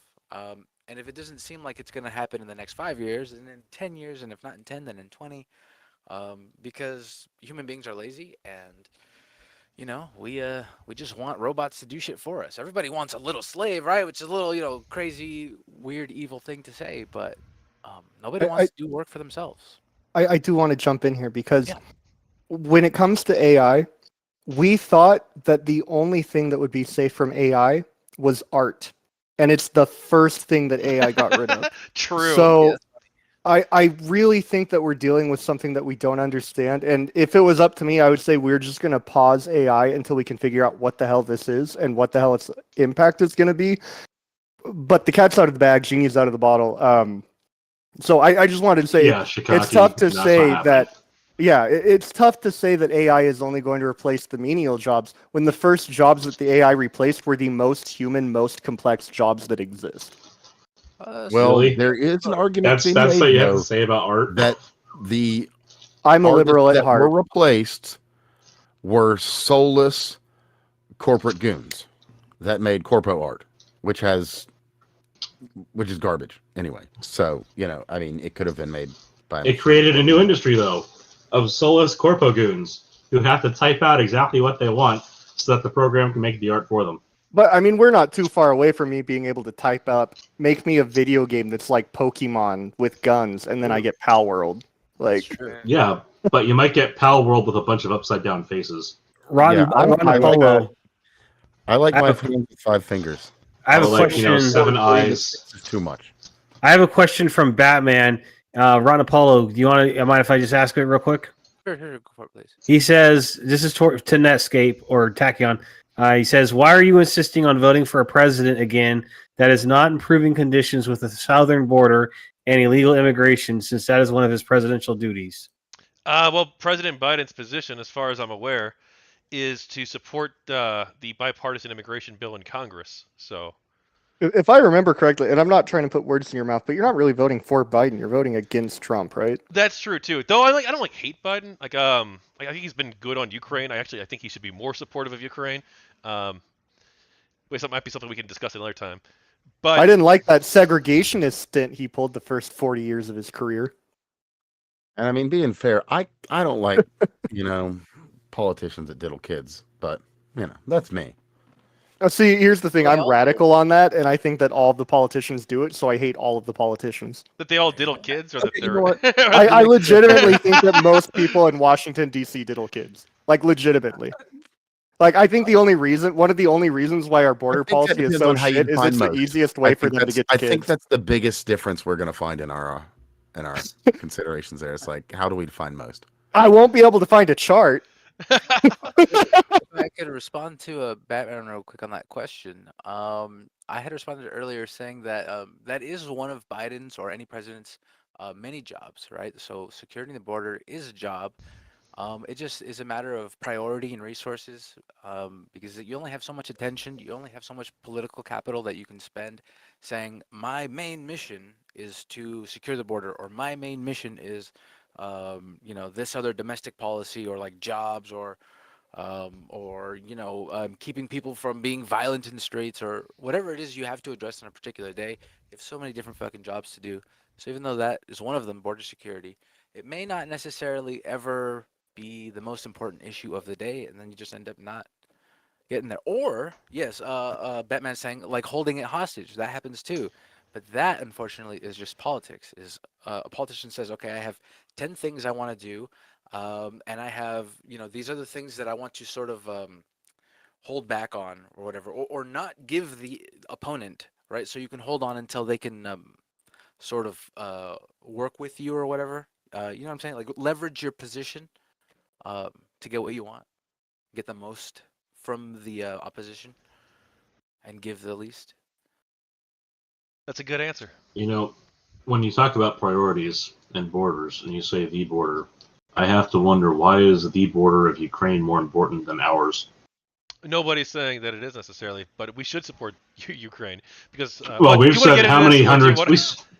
No. I want to bring this down to a very simple economic argument. Party that is saying literally. I have a very simple economic argument here. We have the $200+ billion sent to Ukraine versus our border. Well, hang on. First of all, what is this weird dichotomy? Okay, because like right now, the position of the Democratic Party, the majority of the Democratic Party, President Biden as well, is to do both. Right? It is to provide funding to the border and also assist Ukraine, whereas the Republicans are opposed to both. Right? Well, Republicans think that Republican the border leadership policy, is opposed to well, both. They Well, think to the border clarify that, policy though, wouldn't solve it. Well, that does need a little Well, bit of clarification, they though, because no. that Wait, money hang on. that's going to the border, Didn't they back it out goes because there Trump and then asked it them just to, keeps right? flowing like a Trump river. told them that he wanted them to wait until after the election because he I mean, thought it's possible that they backed out and Trump told them that, and it wasn't because Trump told them that. it's true. Like That's possible. even It could have Ben multiple Shapiro, reasons. who's very against Trump. I mean, I shouldn't say very. He's going to vote for Trump, but he's not like a Trump sycophant. Even Ben Shapiro was like, "This is a stupid policy. Like, it's just going to cause more migrants to get released into America." Yeah, if they disagree with on the policy, that's totally fine too. Though the position of Trump himself and what he's encouraging lawmakers to do, I believe, is to wait until after the election because he thinks he can get a better deal. I'd also say that it's not Much necessarily. like Barack Obama. I think Yeah, that politicians do from this. That's When not he unique to made him. those But same like, comments. I wouldn't blame it on. I wouldn't say like, oh, Biden can't do both, help the border and help Ukraine, because Republicans are refusing to pass bills on either. Though Mike Johnson, hope he brings Ukraine aid to the floor soon. We'll see. I think Mike Oh. Johnson should be president right now because I think that Trump and Biden should both be disqualified. Fair. I mean, Mike Johnson, he would probably not make much of a big difference. I think he'd be a big favorite of the Mitt Romneys and the Lindsey Grahams of the world. Hell yeah. It's not necessarily that you can't do both. Whether you can or can't is not really. I mean, sure, yeah, it's important, but I think another interesting thing to note is that it's not necessarily that their border is more important than our border. Rather, there are no altruistic endeavors in the United States. We don't go to other countries and give them aid because we feel sorry for them or we like them. We do it for political capital, right? We do it because we want to have our finger in every pie. Well, and tax breaks. Tax breaks? What do you mean? With what? Oh, if you give money to foreign countries, you can get a tax break. So, like, you can create an S corporation that is just for charity. Hillary Clinton does this. You can create an S corporation that's just charity, declare it as a nonprofit, put expenses into the S corp, write all of those expenses off, bring the income back to you, not deducted at all. Sure. It's a very good scam, and people on both sides of the aisle do it. Of course. But I mean, particularly government actions, not government employee or not Hillary Clinton, but the government, right? The United States as an entity. We don't do things for other people for fun. We do it because we want to make sure we can control that region and we can leverage that money that we're giving them and say, okay, we're going to give you this money, but you better not elect these people or you better not enact these policies or you're not going to have that money anymore. Or we might, attack you or some shit, right? Carrot or stick. Give them a little carrot. It's not that their border is more important than ours. It's not that we hate Russia so much and we just want to go annoy them over there. But rather, there is some political gain from it for the United States. The United States gains some position by being involved in Ukraine. And it's not that they're just more important. 1 minute. That we like them a lot. I wish we did randomly bomb the shit out of someone once. We'd end all future wars. We'd be like, holy shit, those fuckers meant it. Oh my god. That's true. All I said was their waifu sucked. Yeah, Gonna be voting fuck for Donald Uganda. Trump then. I just- Botswana, what the hell are they doing there? Bomb them! I mean, that Oh, sounds hey, like a ringing Bots. endorsement for Donald Trump and not Joe Biden. I mean, we know We're gonna exactly bomb what the he's shit doing. out of them. Big league bombing. I drop the biggest bombs and flush the greatest drops. Damn. Absolutely right. Well, with that, we're going to draw this to a close, but I'm not going to close you out immediately. I'm going to give each of you 1 minute for whatever closing comments you'd like to make. So, Tachyon, we'll start with you. You've got a minute. What would you like to say? Well, I just want to say thank you for having me on for the first time, Fake Guy Dan. Thank you, Lieutenant Sarge, for inviting me to this conversation, and Rotten Apollo and Shikaki and Craig, who showed up, for all participating. I think it was a good discussion. I think we had a good faith back and forth on immigration, and on January 6th, I thought it was useful to explore this. I've done like a fuck ton of research ahead of time. I probably could have took better notes in some cases than I did, but I think I'm pretty impressed with the level of knowledge I've been able to do. And if I feel like I'm pretty confident on the topic. I just need to get more better on like providing sourcing right away on claims. But I feel like I did okay.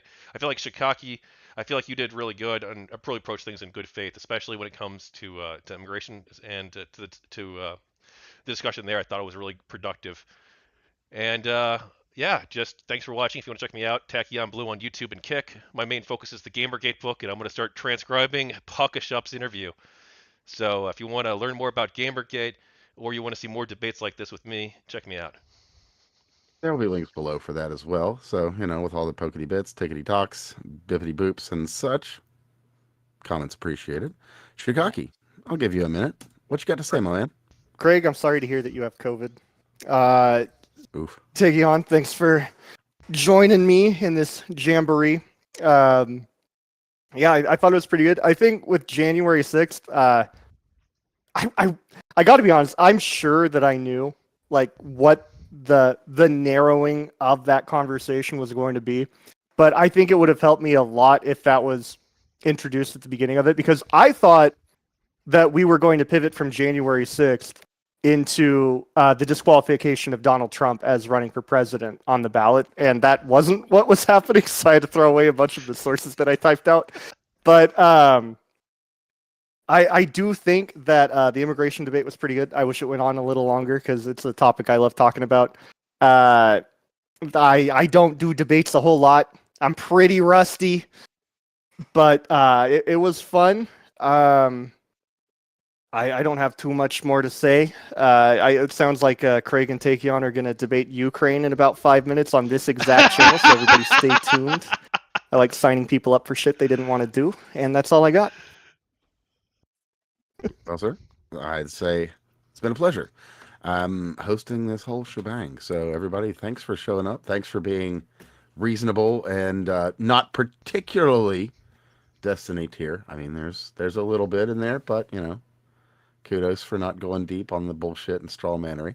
So, with that, I'd say that's that. With That's that, a conduction. I'm very glad that we did this the day after you told me it was going to happen, when I actually had the time to do it. Well, things just happen as they happen sometimes, and sometimes they don't happen as they happen, and sometimes you just never know. Hey, before you close, maybe we can talk about doing some more streams like this in the future if people want to see more of these, like having like the debates set up on the channel here. Tell us who to go annoy until they talk to us, please, by all means. Yeah, Well, I'd be down for future discussions. I think it'll be great. But right now, I got to focus all my effort on the book because I took like a week off just to research this topic, immigration in January 6th. So I got to get back to doing that. But at some point, can't believe closer to the election. I can't believe that as the server owner of the 8chan board Gamergate, I was not reached out about this book. Wait, what? You were the 8chan board owner? I've interviewed. Oh, okay. No, I ran it for a little bit. I have interviewed Acid Man and Mark Man though, and I'm interviewing Frederick Brennan too. Maybe. Oh man, that's gonna be a fun interview. I ran it for a little bit, but I don't have anything important to say. He expressed interest in doing it, but we haven't been able to schedule something yet, so we'll see if that happens. But hopefully it does. Well, as you're getting this book written, prepare for the sequel, which is currently happening. Oh my god! I've been trying to cover it. I've been trying to include certain questions and stuff at the beginning of my interviews now, where we go over the recent events with what's happening with the Gamergate 2. I see. So you can of course find out about that on the X community. So is it true that Stats and I run? This Gamergate book is going to be like 101 ways to get women off the internet? Based, absolutely. 1001, sir. Right now, the current plan's multi-volume, so I hope to have the first volume out this year, possibly before the anniversary. We'll see. Gamergate 1.0. Go home, gamer girl. First volume. Yes. It's a huge project. I interviewed like almost 80 people, so. If you're taking Valium, it is a very big project. Yes. All right. Well, I'm gonna go relax and chill out for the night, guys. Thank you so much for having me on. Absolutely. Thank you for joining. Enjoy your illegal drugs and activities. Of course. Absolutely. And the gun running, much obliged. The gangs and organizations that shall not be named appreciate your assistance. And I sure hope, I just want to say one final thing. I know it's related to the immigration debate, but I want to get a parting shot out, okay? That parting shot is going to be that I really hope that we don't ban guns because I really want us to smuggle more guns across the border into Mexico. So thank you and have a good night. Ed Lou. Thank you for your honesty. I'm More than sure Obama there did? is a position